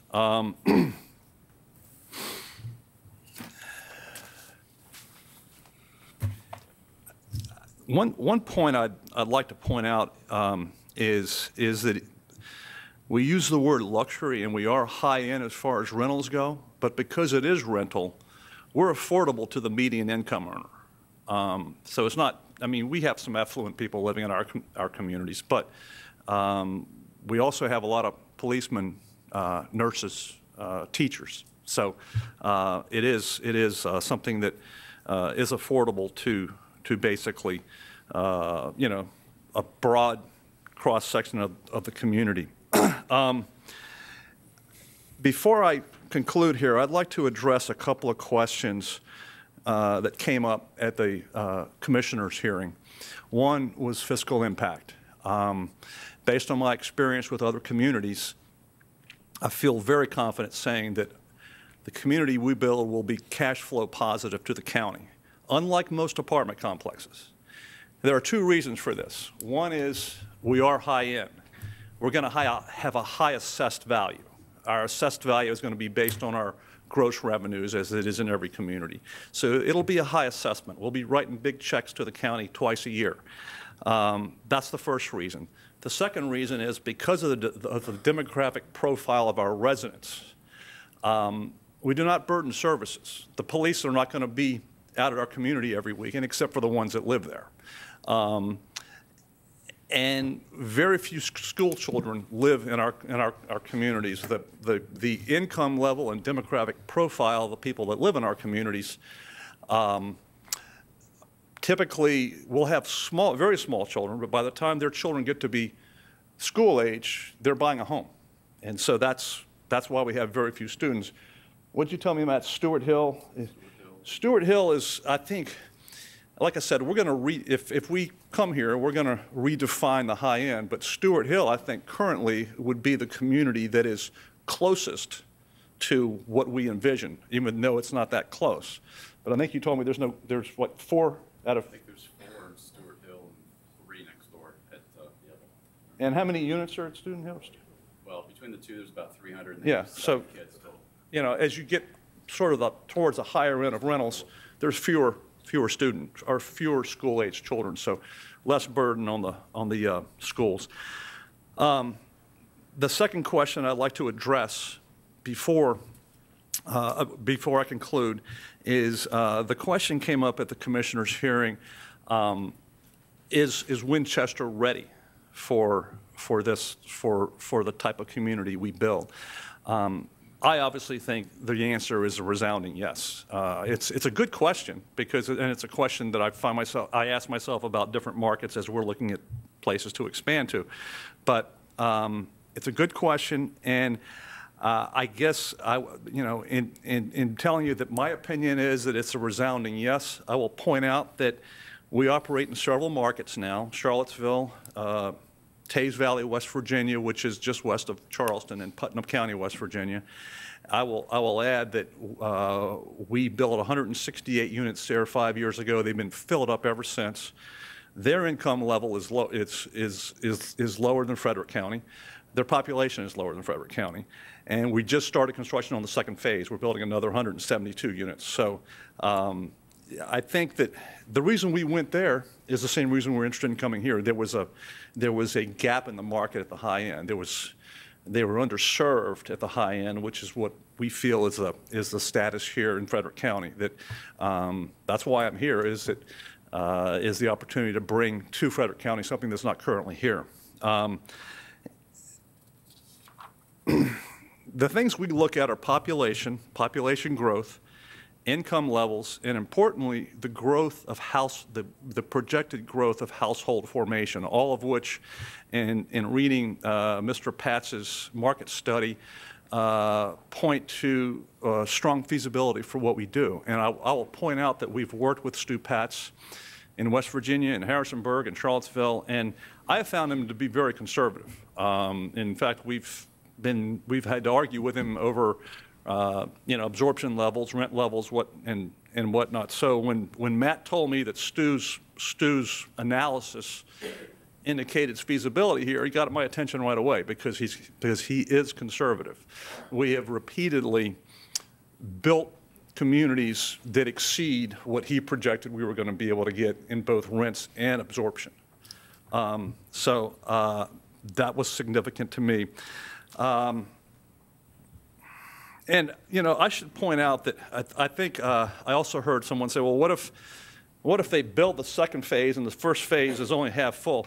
I got to tell you, that could never happen. It could never happen. There's too many people starting with me, and then my banker, and then my investors, that just would not even think about building past the first 168 units until the first 168 units was filled up with a waiting list, which has always been our MO. We lease them as fast as we can build them, and then we have a waiting list. So that's something that would, even though this rezoning contemplates a lot of units, and it should, because this is a significant piece of property that should be master planned where everything works together, we're just looking at 168 units at this point in time. I think based on what I've seen in the demographics, yes, it'll go on from there. But right now, it's 168 units for us. And I will mention one last thing about that. At the Planning Commission hearing, I remember someone saying that Winchester is not Charlottesville, and Frederick County is not Albemarle County, and I couldn't agree more.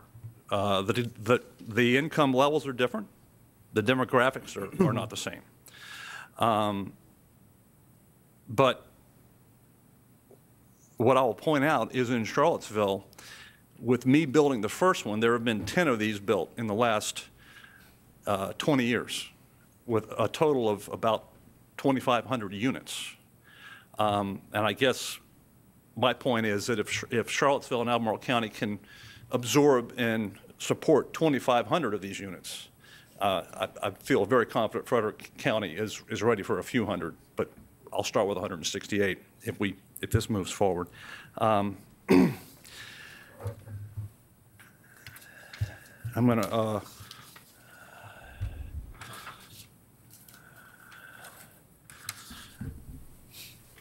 I'll make one last point. As you consider the merits of this rezoning application, let me just say that I truly believe that the Winchester community will benefit from the type of community we build. I've been successful, but I ask myself sometimes, what am I really contributing? And I'm proud of the fact that we have brought to the communities we build in a housing type that's not currently available, and actually a lifestyle that's not currently available. So I truly believe that it'll benefit the county not only fiscally, but offering the residents of Frederick County a housing option that's not currently here that they would very much enjoy. Thank you very much for your time. Mr. Lawson. Any questions for me at this point? Yes, I have a couple of questions, sir. Okay. Your projects, both in the Charlottesville area and Harrisonburg area, are they in the city or the county? County. In both? We've never built in a city. And did you pay impact fees in those locations? We have not. Albemarle County is currently charging very high impact fees, and we therefore thought we would never build there again. And when I say we thought we'd never build there again, I thought that about 10 years ago, and then we just built the reserve at Belvedere, the one at the top there, and we just completed about 2 years ago, and that land was already zoned, so that's why there were no impact fees involved. Okay. But right now, it's the impact fees are such that it's practically placed a moratorium on development there because you can't rezone land. I mean, it's just too expensive. It's not feasible. Yeah. Well, that begs another question. If you were faced with a similar situation that you're faced with here in either the Harrisonburg area or the Charlottesville area, would you have to pay impact fees? What's that? If you were involved in a rezoning and a future project, such as you're involved in here, a new one in either the Charlottesville area or the Harrisonburg area, would you expect that you would have to pay impact fees? Well, I'll answer that question this way. I've been asked to come up here and speak as an end user or an end developer, but I'm not. I feel like I'm paying retail for the land. So if there were impact fees, that would be these guys paying. I'm buying the land from these guys, and I'm paying retail prices. Would you expect that your seller? Would you expect that the seller would pay impact fees? You know, just related to our project, no, because of the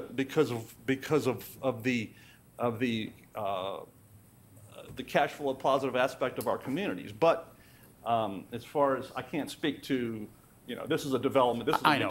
It's a hypothetical we're talking about. I understand. Okay. Mr. Chairman. Yes, sir. Mr. Cathcart, if in fact you build the first 168 units and you don't have a waiting list, what is your normal procedure for moving forward from there? In other words, if you haven't rented out that first 168 luxury units, okay, what do you do? Have you run into this situation? And if so, how did you address it? And if you did not, hypothetically, how would you address that? Well, I'll have to candidly tell you that I'm fortunate to have never faced that situation. Everything we've ever built has almost without exception, has leased up as fast as we've built them. But if our option contract with Matt and Bruce is what I call a progressive option, so we would stop there. We would not exercise our option on the second and third phase land. So we take the land down in phases as we go along. So if that did happen, obviously that would be the end of the line for us. We would have a 168 unit complex up here, and I will point out that the reason the 168, 172 number is kind of a magical number for us is that number of units supports all of our amenities, you know, the big clubhouse and all that. The numbers work, and it's actually got pretty good cash flow if that happened. Now, obviously, the cash flow improves overall. That's where you really make your money, is on the second and third phase. Because then you're just building units, and your clubhouse, pool, and all that's already built. We do size the clubhouse and the amenities, the pool, to accommodate the community at build-out. So if the scenario that you described happened, we would have a pool and a clubhouse that were a bit oversized for 168 units, but we would still, our toes would still be tapping as far as the cash flow goes, because we would be able to pay all the expenses associated with the amenities and still have some return on our investment. So your first take of the 168 units would fill up the first land buy that you would take from the developer? I've got a little bit of a hearing. I'm sorry. So your 168 units would actually occupy the first land purchase from the developer? That's right. Okay. That's right. Anything else? I have a question on your Harrisonburg location, and I wouldn't think it'd be proprietary, if you will, but you have the Bridgewater and the Appalachian, around 800 square feet in each one. Could you give me some idea of what those are renting for? You talk about market rate. Market rate. Yeah. Yeah. What is market rate in Harrisonburg for the? And the other ones are around 1,000 square feet. I was wondering what market rate on those are in Harrisonburg.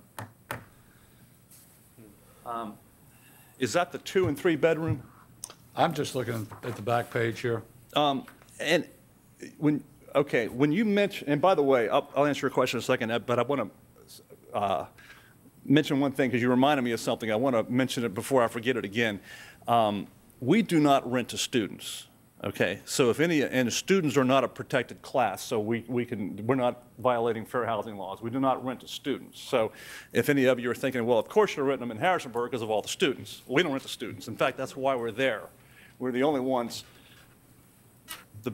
Our residents don't want to live with students, so that's why we don't rent to students. So we're in Harrisonburg.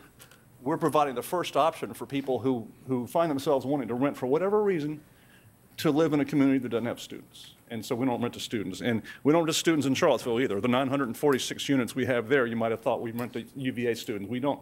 We exclude students. Now, we rent to some grad students, medical students, but no undergrads are allowed in any of our communities anywhere. And it's just the niche that we target. A lot of other developers are building for the students, but that's not us. Okay, getting back to your question. Get that in front of me here.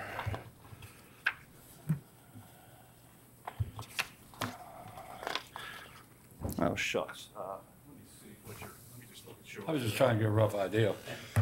Okay, so you're pointing to which one, the Bridgewater? I'm just asking. Mr. Wells, I think that is, I think those are renting for right around 900. 900, okay. For that one. And the 1,000 square foot? And this would be about 1,200 for the 1,000 square foot. With the loft. That's a 2-bedroom, right? No, that's a That's one one bedroom with a loft. No, that would be about 1,000. That's Okay. a 1-bedroom. Okay. So you're starting at 900, 1,000, 1,200. Yeah, we start up here. I think we would start around 800, 850. Okay. And probably if you wanted our largest 3-bedroom with a loft and a garage, you'd be up in the 1,500 to 1,600 range. Okay. And that would be a pretty nice unit. Yeah. Okay. So that's what we're talking market rate. And that's where you are in Harrisonburg. I took yours. That's okay. That's about where you are in Harrisonburg. Yeah, I think. Okay. And you've been successful with that? Levels would not be, but it would not be established, but it would be probably similar to Harrisonburg here. Okay. All right. And you say you've got some of those built in Harrisonburg now? Yeah, yeah. And you've been successful with those rates? You've been successful with those rates? Yes, we are. Okay. We just finished our first building 2 months ago. Mhm. We've leased 31 units, which is more units than we finished. And considering the weather we've had, the winter we've had, the fact that we don't rent much in the winter, the 31 units we've rented there, we're very proud of. And I mean, we're very pleased with. And I will say that we just finished the clubhouse last week, moved the furniture in this week. So Up until now, people have come out there and looked at it, it's been a construction site. Now it's starting to take on, you know, the kind of look that sells the, our goal is always, when people come to our clubhouse and look at our amenities, they're ready to sign a lease before they've seen their unit. That's our approach. You know, they're so impressed with the community. Okay. Anyone else? Okay. Mr. Lawson, I have questions for you. If I can, at No, some point, I I'll get be to ask pleased to first. respond. But Mr. Cole would like to say a few words, and Mr. Milstead would. What I'd like for you to do is lay out for me what your plan is for the evening, because it is getting to be a long time. So if it's just Mr. Cole, or is there more to follow after that, or I need to know. We will not be having a public hearing this evening. That's not, we've already had a public hearing. So I need to know what your strategy is this Oh, I evening. thought it was still open. No, sir. Okay. We closed the public hearing, and this is a postponement of the vote, and you're responding in whatever way you would like to. And so I'm trying to find out what that is, because you've already taken more time than you took in the original proposal. Some of us will get weary pretty soon, and I need to figure out what's going on. And we were asked to be more specific. Maybe we've been too specific. I'm not trying to cut you off, No, just I trying to understand. understand what it is. I appreciate it, Mr. Chairman. Very quickly, then, we will have Mr. Cole and Mr. Milstead, and then we'll be happy to respond to questions. So 2 people. Yes, sir, but they'll be quick. Okay. Then we will not recess before that, and we'll figure out what we're doing after that. Go ahead.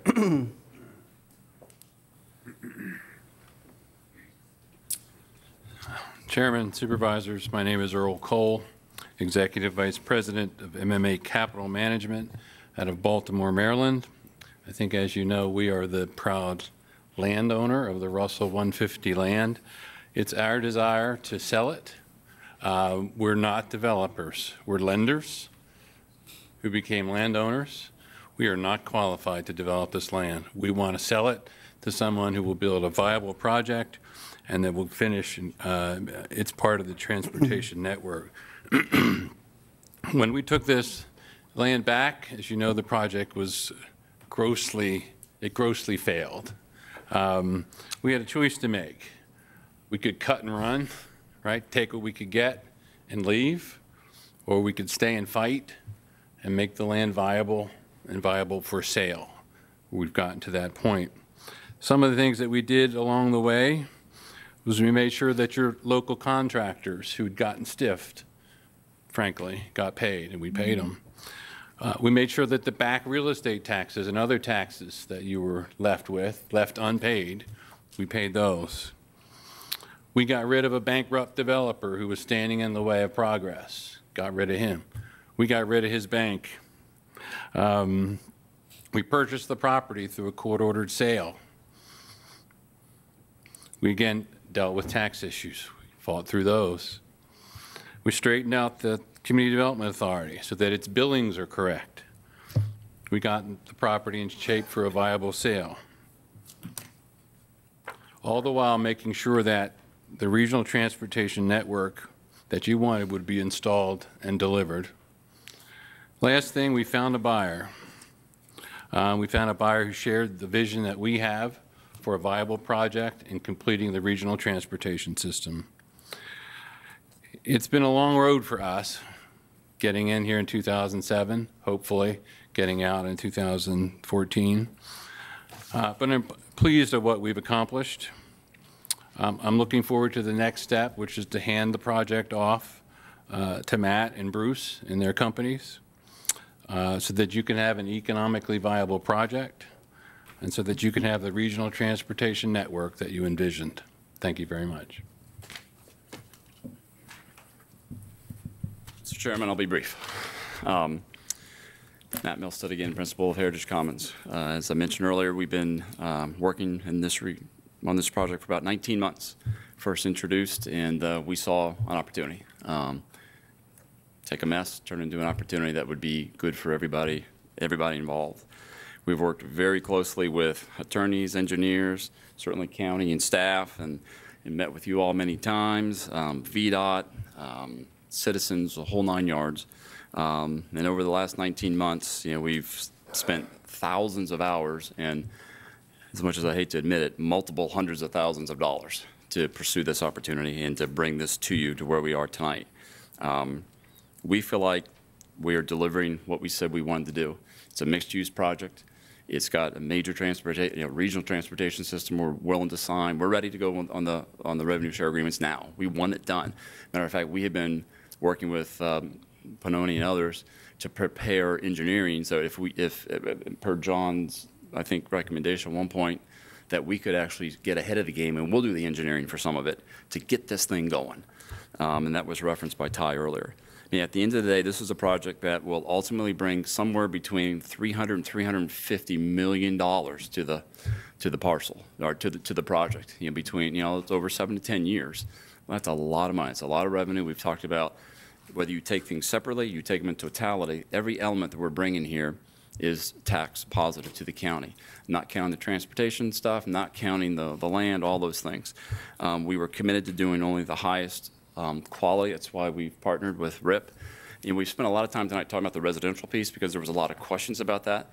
But remember, that's only a percentage of this project. There is a ton of commercial associated with this project that can't be forgotten, please. We have spent the time to meet with community, with the business community, with the financial community. We have gotten support from everybody that we've talked to. We have asked for input, we've given it, we've tried to address all the concerns within a confine in which, and I've told each one of you before, we won't ever commit or sign for something that we didn't believe we could deliver. You know, that's not us. Sorry for the issues of the past. That's not us. We can only commit to what we know we will deliver, and that's what we feel like we've done here. I am proud of how we've worked with everybody to get here. It's been tough. It's been frustrating at times. Don't always see eye to eye with everybody, but I think we've come to common ground, which sometimes is where you want to be, where everybody can accept where they are, maybe not exactly what they want, but they can accept it. We've conceded a lot of things to try to make that happen. It has been a long time, but we look forward to the opportunity to actually implement this project, and so we obviously respectfully request that you approve this project tonight and be happy to answer any questions. Questions? Okay, the chair wants to back up a minute here. I don't like problems. My recollection is that we held a public hearing, I closed it, we postponed a vote. If there is a challenge to that opinion, I want to hear it now from the applicant or from my board, because I don't want to be recalling it erroneously. Is there a challenge from the applicant on that subject? Because I will have them check the record if I need to. I hate to phrase it as a challenge, and it won't be the first time I've misremembered things. My Chairman, wife reminds me of that. If I could, Mr. Lawson. Yes, sir. I will have to, if my memory is correct, but it's been 3 months.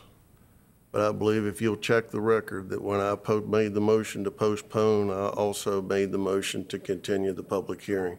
Okay, I have a confirmation of this subject that I saw the looks on your faces, and I don't like problems, so I like to solve them. Mr. Fisher is enough to convince me that I should back up and tell you that we will have a public hearing today. I'll be the first to say it's been many months, and I'll be the first to say, but that was my recollection that if, and I don't know who said it, but if somebody else said. When you're ready for the public hearing. We're ready. Okay. Thank you. Now I'm going to get my stuff together here. We will now conduct a continuation of a public hearing on rezoning 02-14 Heritage Commons LLC, submitted by Lawson and Silex PLC to rezone 96.28 acres plus or minus from B2 Business General District to R4 Residential Planned Community District, and 54 plus or minus acres from RP Residential Performance District to R4 Residential Planned Community District, and 0.31 acres from RA Rural Areas District to the R4 Residential Planned Community District with proffers.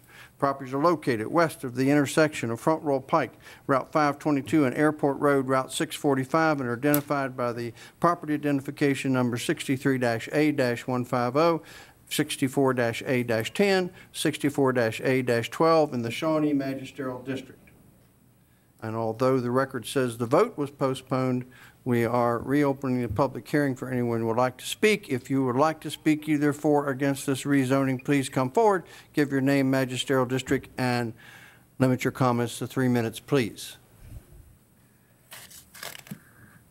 Good evening, Chairman and board members. I would like to speak on the Heritage Commons. I don't have a video, I don't have any handouts, and I don't have any signs, and I will restrict my comments to 3 minutes. I would ask you to heed the recommendations of the Planning Commission and deny this rezoning request. I've attempted to follow the Russell 150 project, now renamed the Heritage Commons, over the past couple years. Lots of history, many complications, abundant changes of plans. I tried to read the 200 pages that just were in tonight's agenda packet before this meeting.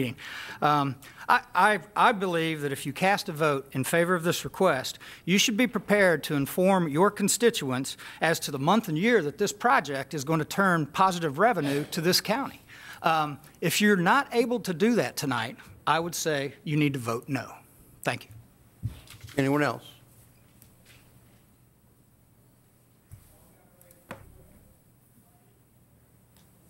Good evening, Alan Morrison, Gainsborough District. A county that doesn't grow stagnates, but growth must be smart and it must be realistic. What I've heard tonight, I've heard two widely varying opinions on what this project is doing. The developers have given very glowing accounting of what they're going to do, how they're going to turn revenue for the county. It reminds me of the man that bought a new automobile that got such good gas mileage that periodically he had to stop and pour gasoline out of it. And I don't think we're going to see that with this development. Staff has done a lot of work on this. They seem to have a quite contrary opinion. Part of the issues are timing. From what I can see, the county is going to be taking the higher level of risk in the very early part of this project.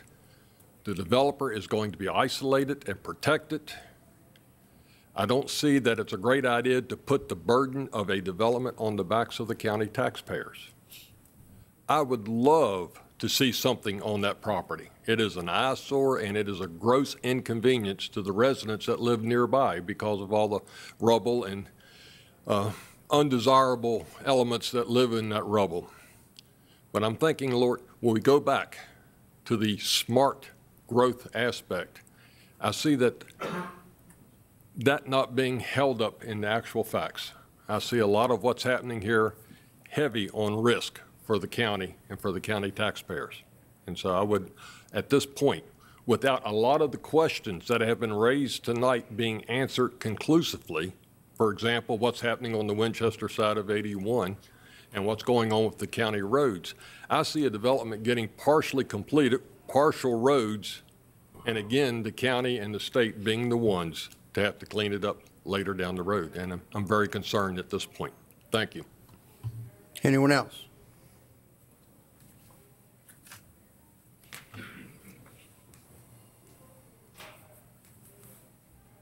Becky Morrison, Gainsborough District. I don't have a comment on this project, but I have a comment on the procedure. I don't know exactly if the public hearing was advertised in the paper, and I would like that to be checked. Thank you. Mr. Williams, if you'll note that. Anyone else?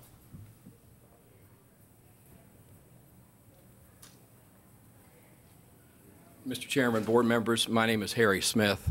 I'm a resident of the city, but I'm here tonight as the market president for United Bank, which has 4 offices in Frederick County.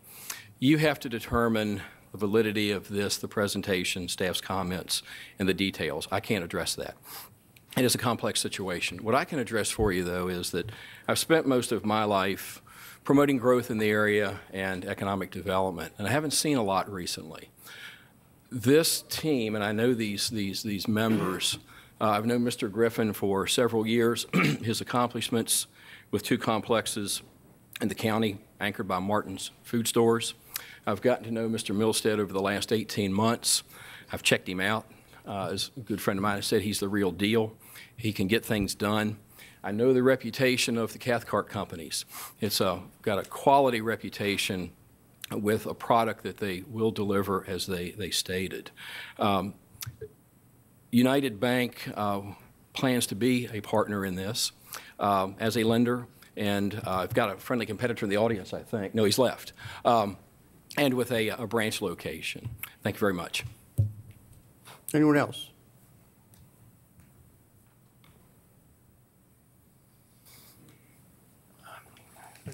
Now, you get your turn at the end, but you can take one here if you want it. I'm reading a letter from Pastor Charles Davis, who's one of the adjoining property owners. He couldn't be here tonight because he has a board meeting, but he asked me to read this.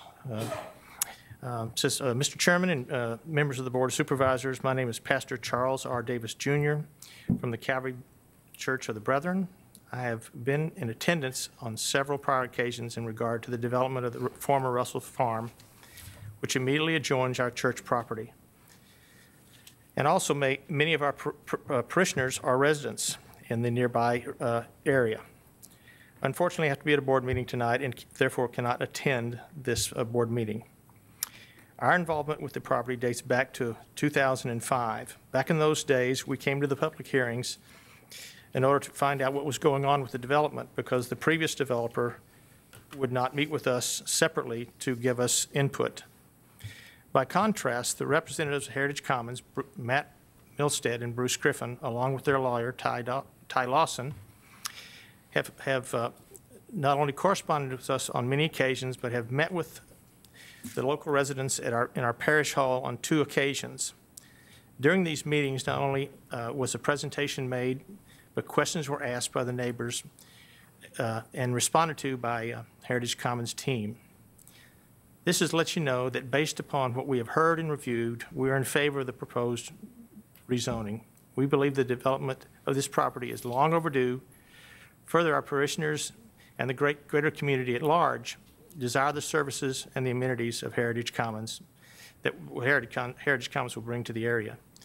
We respectfully request that the Board of Supervisors approve this zoning so that this 150 acres can become productive once again. Thank you. For Pastor Clarence R. Davis, Jr. Anyone else? All right, then I'm going to close the public hearing. Now, the chair has a problem at this point in time. I do not want this rezoning to be based, or a decision there, based on anything but the project itself.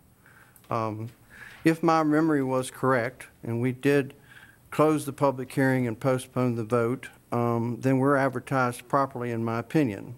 If Mr. Fisher is correct and his motion was as is, then I have to say that it looks like there's a problem here, folks, because there's no advertisement of a continued rezoning public hearing. And I don't know how a citizen would have read this ad and known that they could have come and spoke, because it says, vote postponed from December the 12th. There's no indication that the public hearing is still open. Now, if you can clear that up for me, I'm okay to go forward, but right now I'm having a problem making sure that we go forward on very solid ground. Mr. Chairman? Yes, sir. My recollection is that when this was postponed from whichever that previous meeting was, the end of last year, it was postponed with direction to leave the public hearing open.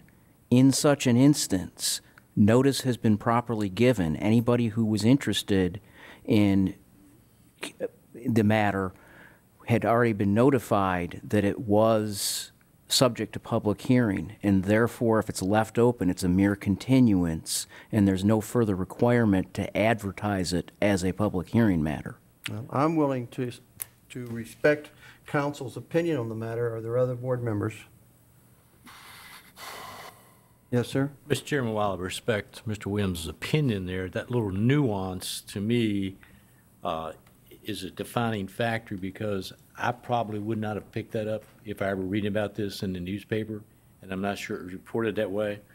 But I don't disagree with this opinion. It's just like I said, that there's a little nuance there that I just wonder if people had assumed that the public hearing was over at the last meeting. Well, at this point, what I'm saying is that you need to speak up about whether you're willing to accept council's opinion. I am, because I've raised the question, but you need to help me with this decision. That's what we're paying for. I've got to share that I do have some concerns, too, about the appearance of this not being identified as a continuation of the public hearing. Mr. Fisher? I would go along with council's recommendation. What I'm trying to do, quite frankly, if you can give me a second, I'm going back to the minutes of our meeting, but because everything in this thing is so detailed and so long, I'm having trouble getting through it all to find out where it is. So if you can give me a second. Mr. Tibbs, have you been looking? Mr. Lawrence has. That would be a good thing for one of y'all to do. He has the summary from the December 10th minutes. And it says, by unanimous vote, the Board of Supervisors postponed the rezoning application to the first meeting in January and stated that a public comment portion would also be included at the January meeting.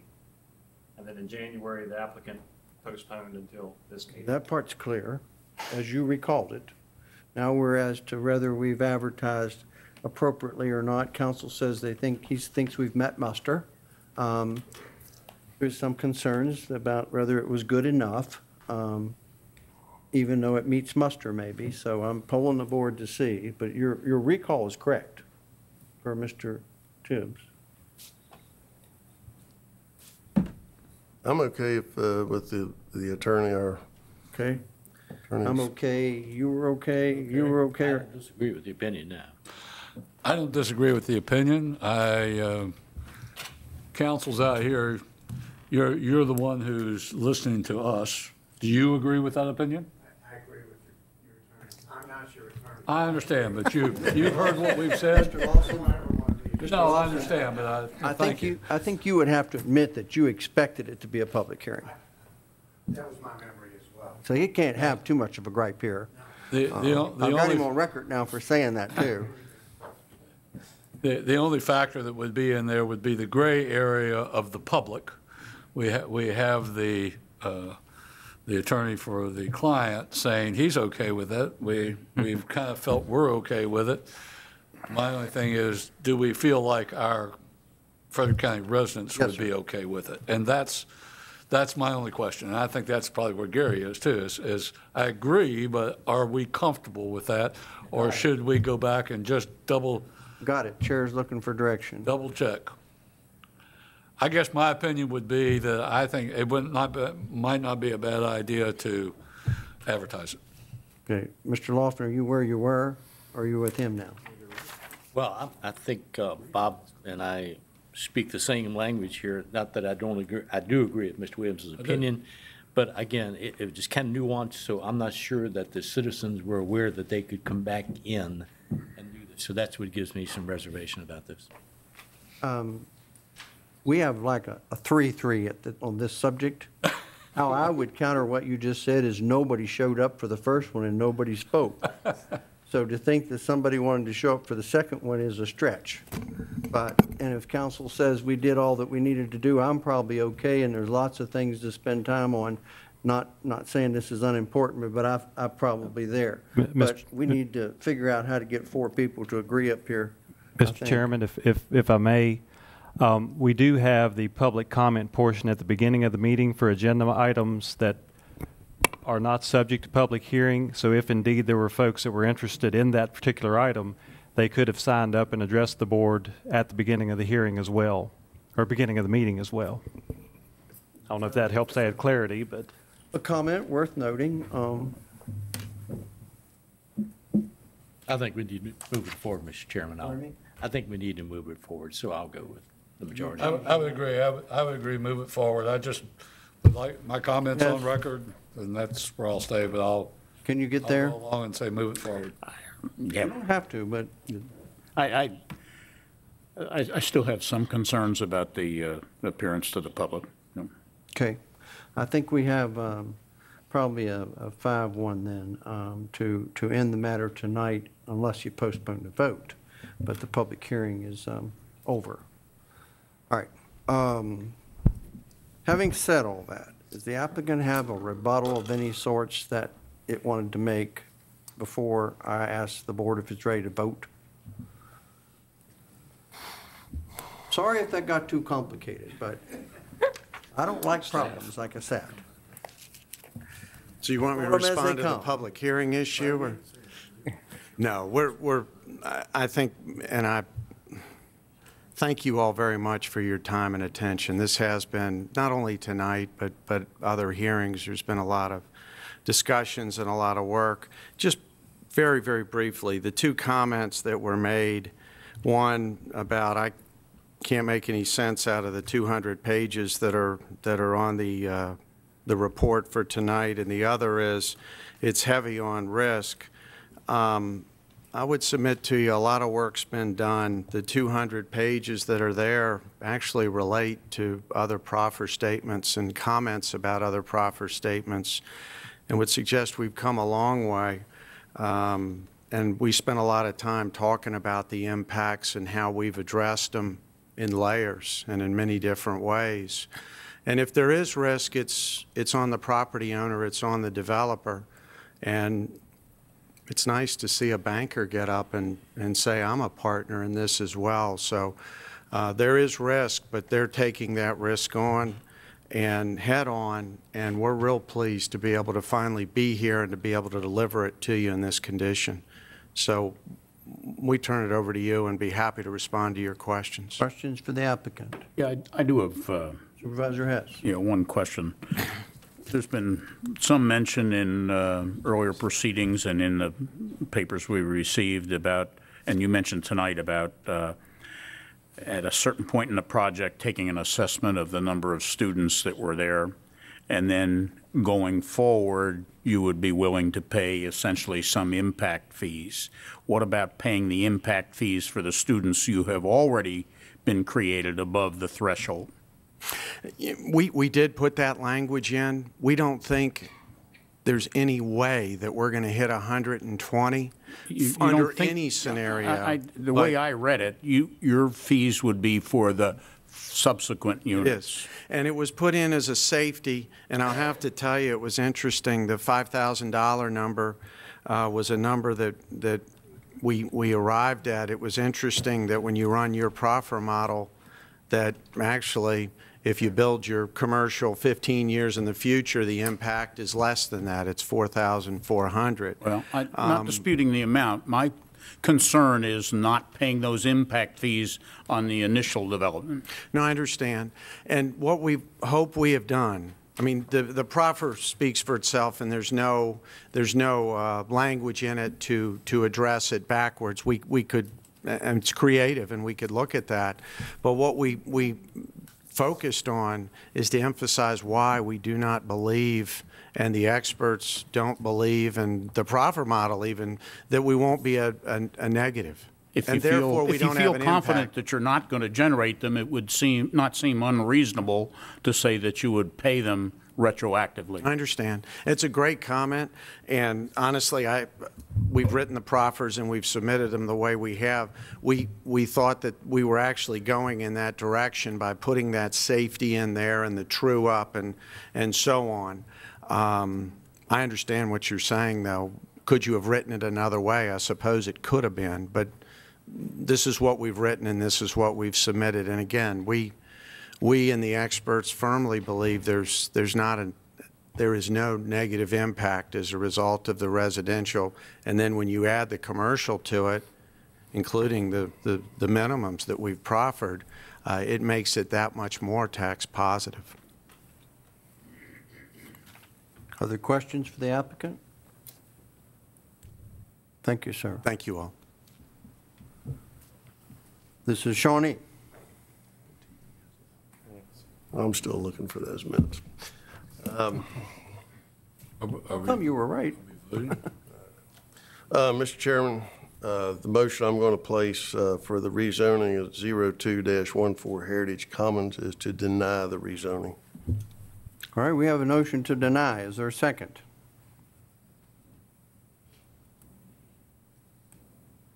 Second, Mr. Chairman. Second by Supervisor Hess. Discussion. Mr. Chairman. Supervisor Lofton. If I may, as the developers and staff would agree, we've been at this a long time.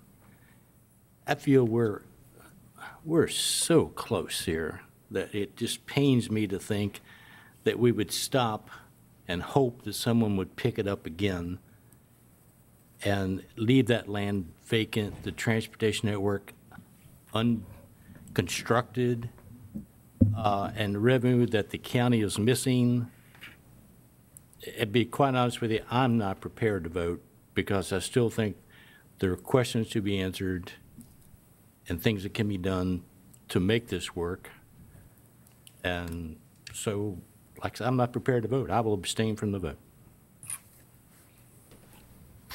Can I ask Mr. Lofton if he'd be willing to offer an amendment to defer the vote?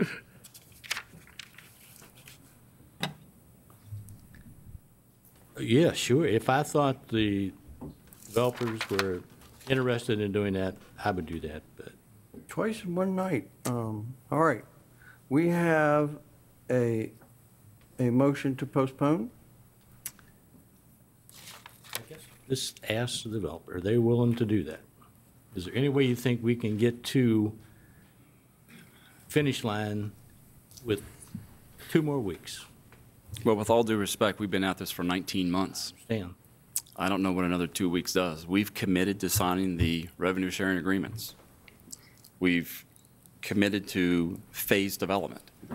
With all due respect, Mr. Fisher, I mean, we're committed to bringing significant capital improvements that the residents there want, the services that they want, phased development of the concern of whether there's going to be a negative impact on the county. We've got those circuit breakers in there.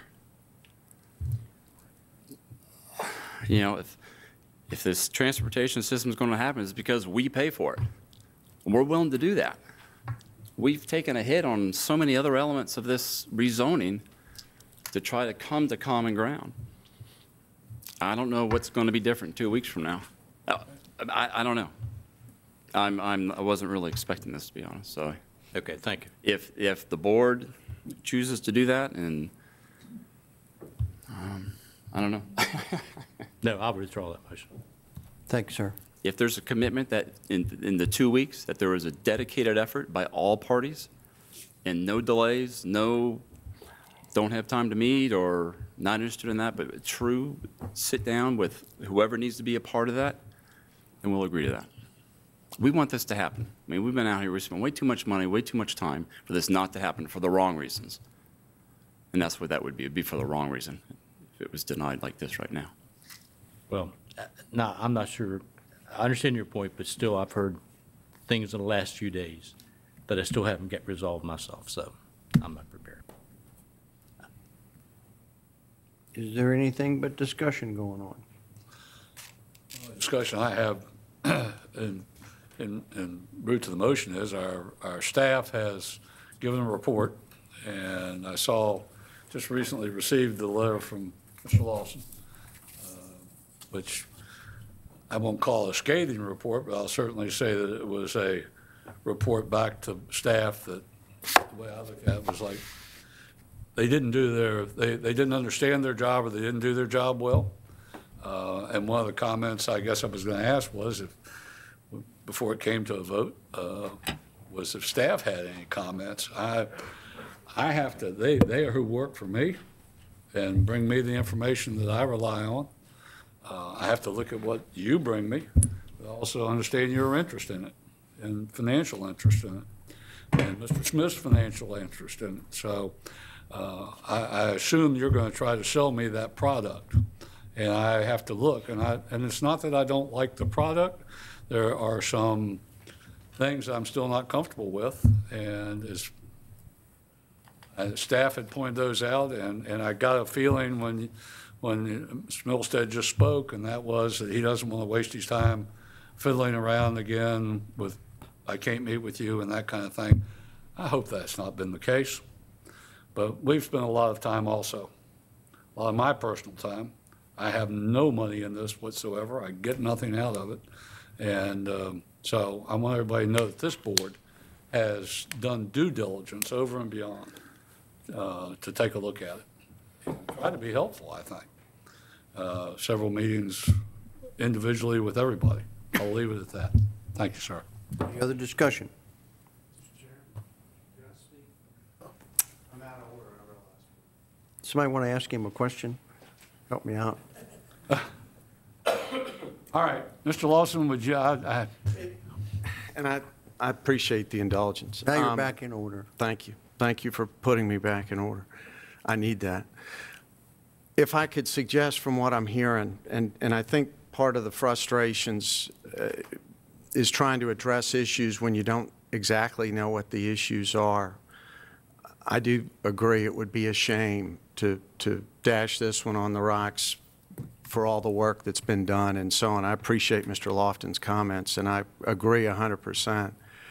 Is it possible, at the risk of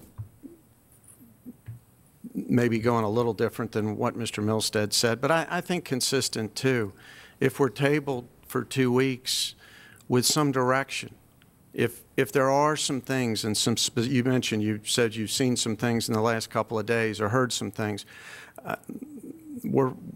we feel, and I think we're getting a little closer, and I did appreciate, and I said, I appreciated staff's comments because they were talking points, but we're still talking around issues, and it's very hard to address issues when they're being presented to you in that form.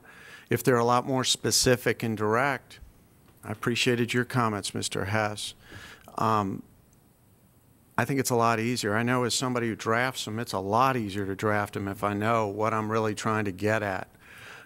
So if you all are inclined to indulge this further and to give some direction, specifics, I know we would be committed to running for that, sprinting for that extra 2 weeks to get it to a finished product, if that's your desire. And I would just suggest that. And again, I appreciate the time, the additional time. The other discussion? Yeah, Mr. Chairman. Supervisor Hess. I'd just like to get back to the point I did make about the impact fees. I think that's one of the things I'd like to see if that could be addressed in 2 weeks. I think that's the area that there has been some concern about. And if we can get some movement on those fees, I think it might be helpful. Other discussion? Mr. Chairman? Who's talking to me? Mr. Williams. For the board's benefit, if the board elects to defer this for 2 weeks, there's a bit of a practical issue as far as the exchange of the papers to reflect this. I think that would work if the board has the understanding that it would not necessarily receive staff comments in the ordinary course that it does, so that they're part of the Friday agenda package, because we've had this problem where we receive a proffer and need to prepare comments to be put in a package for posting as part of the public information for the meeting. 2 weeks from today basically means that process has to take place in the next couple, 3 days. If the board is okay with that, with receiving that in a later point, then staff may be able to work with it. But I think I just want to make sure board recognizes that it would have to be handled a little bit out of the ordinary if the board wants to do 2 weeks. 2 weeks doesn't mean 2 weeks. Exactly. Okay. I think that's good advice for the board. Discussion. Mr. Chairman, I asked our attorney if it was in order for the board and lawful for the board to meet as a body. We've met with Mr. Lawson individually in small groups. We've never, ever sat down as a body with the attorney and developers, along with staff, in one joint meeting, and where everybody knows what everybody else is saying, and talk about those issues, resolve it. If you ask me right now, my vote would be no. So convince me, sit down in a meeting where we all can talk about it. And did you say you wanted to ask the county attorney, or you did? I did ask the county attorney, and the county attorney said that would be permissible as long as it's an open meeting. And advertised. And advertised. And maybe that can be done. Can that be done? It's basically the work session. Asked, question answered. It's basically the work session concept. Chairman, not to belabor the point, but I agree with Supervisor Wells that We've asked staff to do a yeoman's job here of trying to, with the developer. The developer's done a yeoman's job trying to interface with staff, and it appears that we keep going back and forth. We get close, we get further away. We get close, we get further away. And these proffers keep coming back to us at fairly short intervals. And questions arise that you try to research and resolve. And I've actually got some feelers out there right now to some other folks of information that some questions that I've developed over the last 3 or 4 days. So that's why, again, I think this project is important to answer the questions about timing. When would it be cash positive? I don't know that anybody could ever answer that on any development. So I would feel comfortable with Mr. Wells' suggestion that we sit down at an open meeting, and if we have to beat the developers up, we beat the developers up. At least they'll know what questions they have to answer, and if they can't answer them to our satisfaction, then it's done as far as I'm concerned. Well, let me lay it out for you what I think, and you can challenge it. You could make a motion to postpone the vote on the motion to deny, which is how I'm interpreting it. It's a motion on the floor. It's the only thing I think you can do. Not an expert, but fairly good at Robert's rules. Yeah. If you did that, then you could have your meeting or whatever, but when you come down together, if you got enough information to make you happy, you'd have to vote down the denial and then make a motion to approve. If there was a lot of consensus that you just want to think about the whole thing again, then the best thing to do is go back to start one without a motion hanging over you in postponement. But I can't tell you what to do. I'm just telling you what I think are your two options, or we'll vote in a minute. So tell me what you want to do that makes everybody more happy. Well, first I'd like to, is there even a consensus of the board that all of us as a body sitting down with the developer, asking, hopefully getting questions answered, would make in anybody's mind a difference to how they're going to vote? Start with, is there any difference of opinion by the motion maker and the seconder on this topic? Mr. Chairman, if I may, I didn't create this system. It's state code. It's a proffering system. It's a voluntary offering by the developer. We have met. It's not up to me to tell the business community what it is they can afford to do with the project. I give some input, but you feel like you're walking a tightrope. Proffers are voluntary offerings. We've been at this for a long time. I remember sitting in a work session in the back of this room last summer. Comments were made. Those comments were commented upon by some of us that those need to be addressed, whatever they were. So at this point, the proffers have been offered after many, many months. It is my opinion at this point that this project is not in the best interest of Frederick County. Thank you. Mr. Hess, do you have any change of heart? Well, I have no problem with a work session. I think it has the potential of being productive and. The chair allows you to withdraw your second. Do you want to? Yes, I do. Okay. We do not have a second to a motion. Is there a second? Second. All right, we have a second now. Now we're back to discussion. If you heard what I heard, if you want to pursue your option, you need to postpone the vote to deny, and you will have to defeat it if you want to have an approval at a subsequent meeting, which is okay, but just want you to make sure you know where I'm going to take you. So I make a motion to postpone the denial. Postpone the vote on the denial. Okay, we have a motion. Is there a second?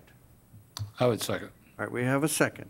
Now, discussion on that. Can I amend that? Now, if you want to change where I'm taking you or how I'm taking you, I'm open to it because I'm on the fly here trying to have a logic that makes some sense to me. No, I agree with where we're going, but it makes no sense to postpone the vote on the denial if we're not going to actually set up a work session where we can all hash this out for one final time. Well, you could include that in your motion. I'd like to include that in the motion. Mr. Wells? Yes. Okay. Everybody okay with where I'm taking you? I don't see another way to sort through it myself, but Twice in one night? You know you did this to me. And Mr. Williams will do a little research and make sure I didn't have a easier way out, but this is what we're going to do this time, because everybody agreed to it. All right, we're going to get ready to vote on a motion to postpone the vote on the denial for 2 weeks and to have a scheduled meeting between the applicant and the full board in between there. Does that capture it? And then the vote, one way or the other, would be taken at the next Board of Supervisors. I wouldn't guess what you'll do, but that is a possibility. Mr. Chairman, if I could, I would question the 2-week time limit. If we sit down and have a discussion, and then you have to put a new proffer statement in writing and have it signed and delivered so it can be looked at, and not on a Friday before a Wednesday meeting, I'm sorry. This rezoning is too complicated for that. I think 2 weeks, it's not enough time. Sorry. Discussion on a motion and a second to delay a decision on the denial, vote on the denial for 2 weeks.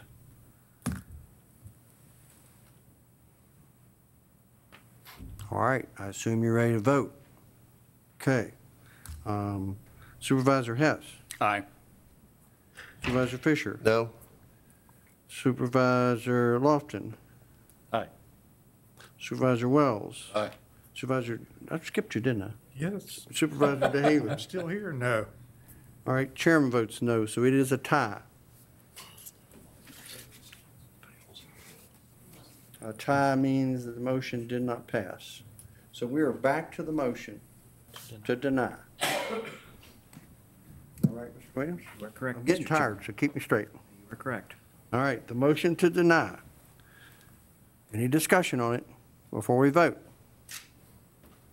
Mr. Chairman, I will not abstain, but I still believe we could reach the finish line, so I will vote against the denial, just for that reason. Mr. Williams, it's been a long time, but it did happen to me on a number of occasions. A defeat of a motion to deny is not an approval. I believe we come back with a motion to approve and try to get it approved. That's correct. All right, just so everybody knows where I'm thinking here. Okay, a motion to deny. We'll start at the other end. Supervisor Wells? Yes, I'm voting to deny. Yes. Yes. Aye. Vote Supervisor Lofton? No. No? No. Supervisor DeHaven? Aye. Supervisor Fisher? Aye. Supervisor Hess? Aye. Chairman votes aye. The rezoning is denied. Okay.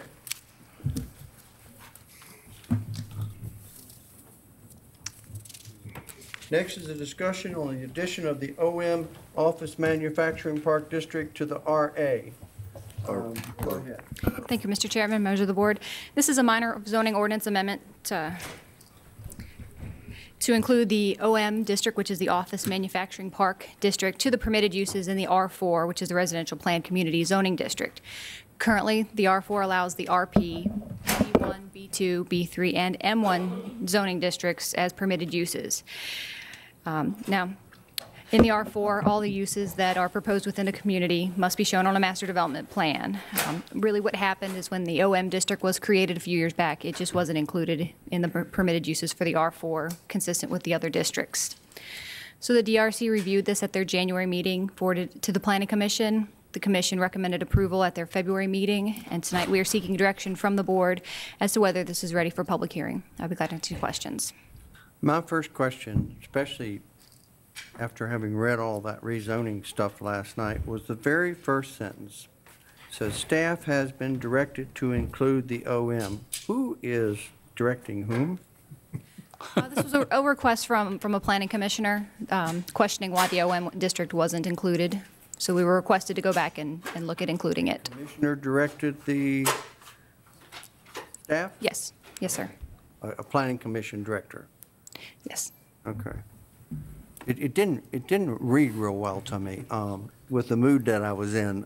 My apologies, sir. I apologize, and it didn't get any better today, but Mr.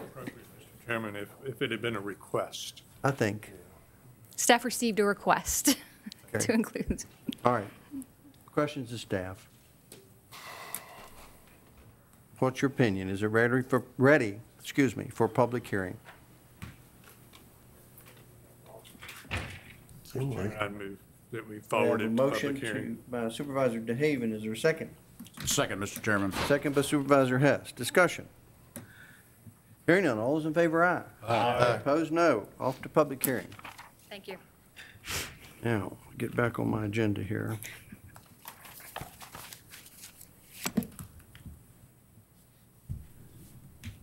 All right, next is a discussion on permeable pavers for parking lots.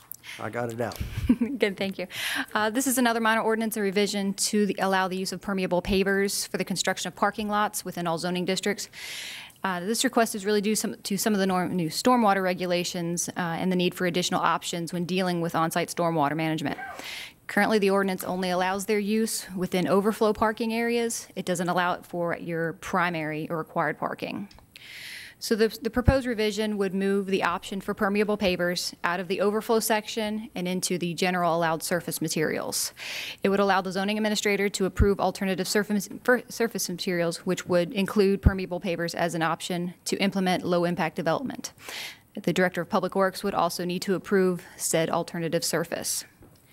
The DRC discussed this at their January meeting. It went to the Planning Commission at their February meeting. They recommended it be sent to the board. So again, tonight we're seeking direction as to whether it's ready for public hearing. Questions? Mr. Chairman? Supervisor Fisher.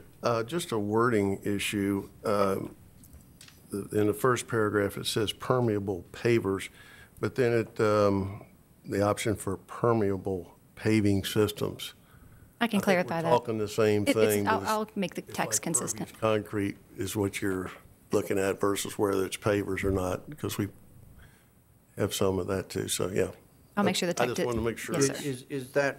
Is that true? It would be permeable surfaces? It would be permeable pavers. Pavers or paving? Now, because permeable concrete's not pavers, it's a poured product. The request was actually to include permeable pavers.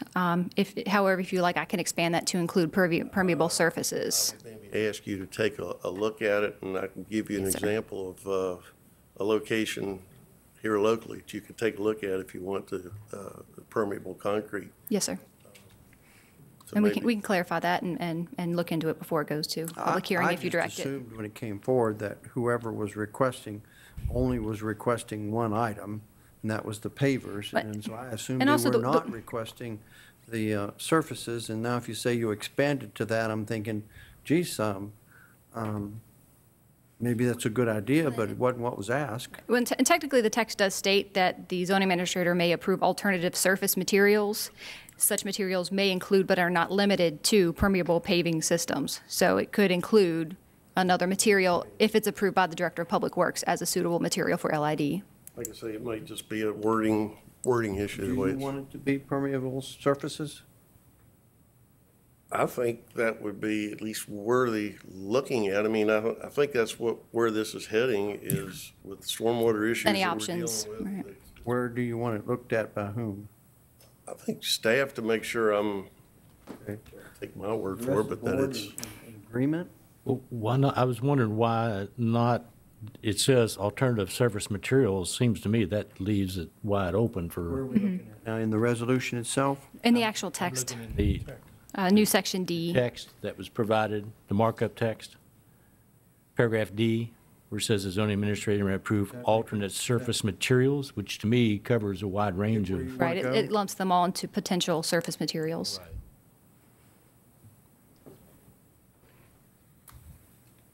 I would just need to update the memo I to be think consistent with the that text. last sentence, I think, covers it all. Okay, so you'll I upgrade the apologize. memo. Yes, sir. And the wording in the resolution will stay the same, and it looks like it's covered. Yes, sir. Everybody on the same page? All right, where are you now? Ready for public hearing? So moved. Second. Motion by Supervisor Lofton, second by Supervisor Fisher. Discussion. Hearing none. All those in favor, aye. Aye. Opposed, no. Resolution passes. Okay, now where are we?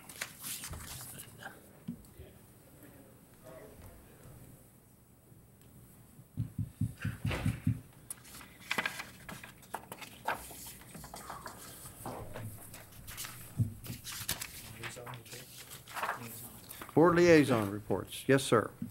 Are there any? All right, then citizen comments. This is a portion of the meeting the board sets aside for citizens to address the board on any topic. Is there anyone here who would like to address the board? Seeing no, we'll close the citizen comment portion of the meeting. Board of Supervisors comments. I have one. At one of your previous meetings, you did a resolution of appreciation to Jenny Shore, and I was not there, but she came by and saw me, and she was most appreciative of it, and she sent you a thank you card, and it meant a lot to her. And I'm glad that we did, and I appreciate the years of service, but we've already did that. But she wanted you all to have that card. So She actually gave out some hugs on account. I should have been there. Yes, to your words banquet. Yes, she did. Okay. Any other Board of Supervisors comments? Yeah, at risk of raising the ire of my fellow board members, I just have two quick things I wanted to mention. Number one, I want to mention the compassionate handling of a situation with a missing elderly woman in Stevens City. Very compassionate handling by Stevens City Police Officer Ron Fox. Family made me aware of it, and I just want to mention there are an awful lot of acts like this by our public safety people, both firefighters and police officers, that often go unrecognized. And I just wanted to bring that to your attention. I think there's a lot of them we probably don't hear about. The other thing I did want to mention is that the Extension Service has just conducted a water testing program made available water testing program for citizens that I think was extremely well run by the Extension Service. Is it over? Yes. Shoot, I was going to try to make that one this time. Missed it again. Anybody else? Chairman, move for adjournment. All right, we have a motion to adjourn. Supervisor DeHaven, is there a second? Second. Second by Supervisor Fisher.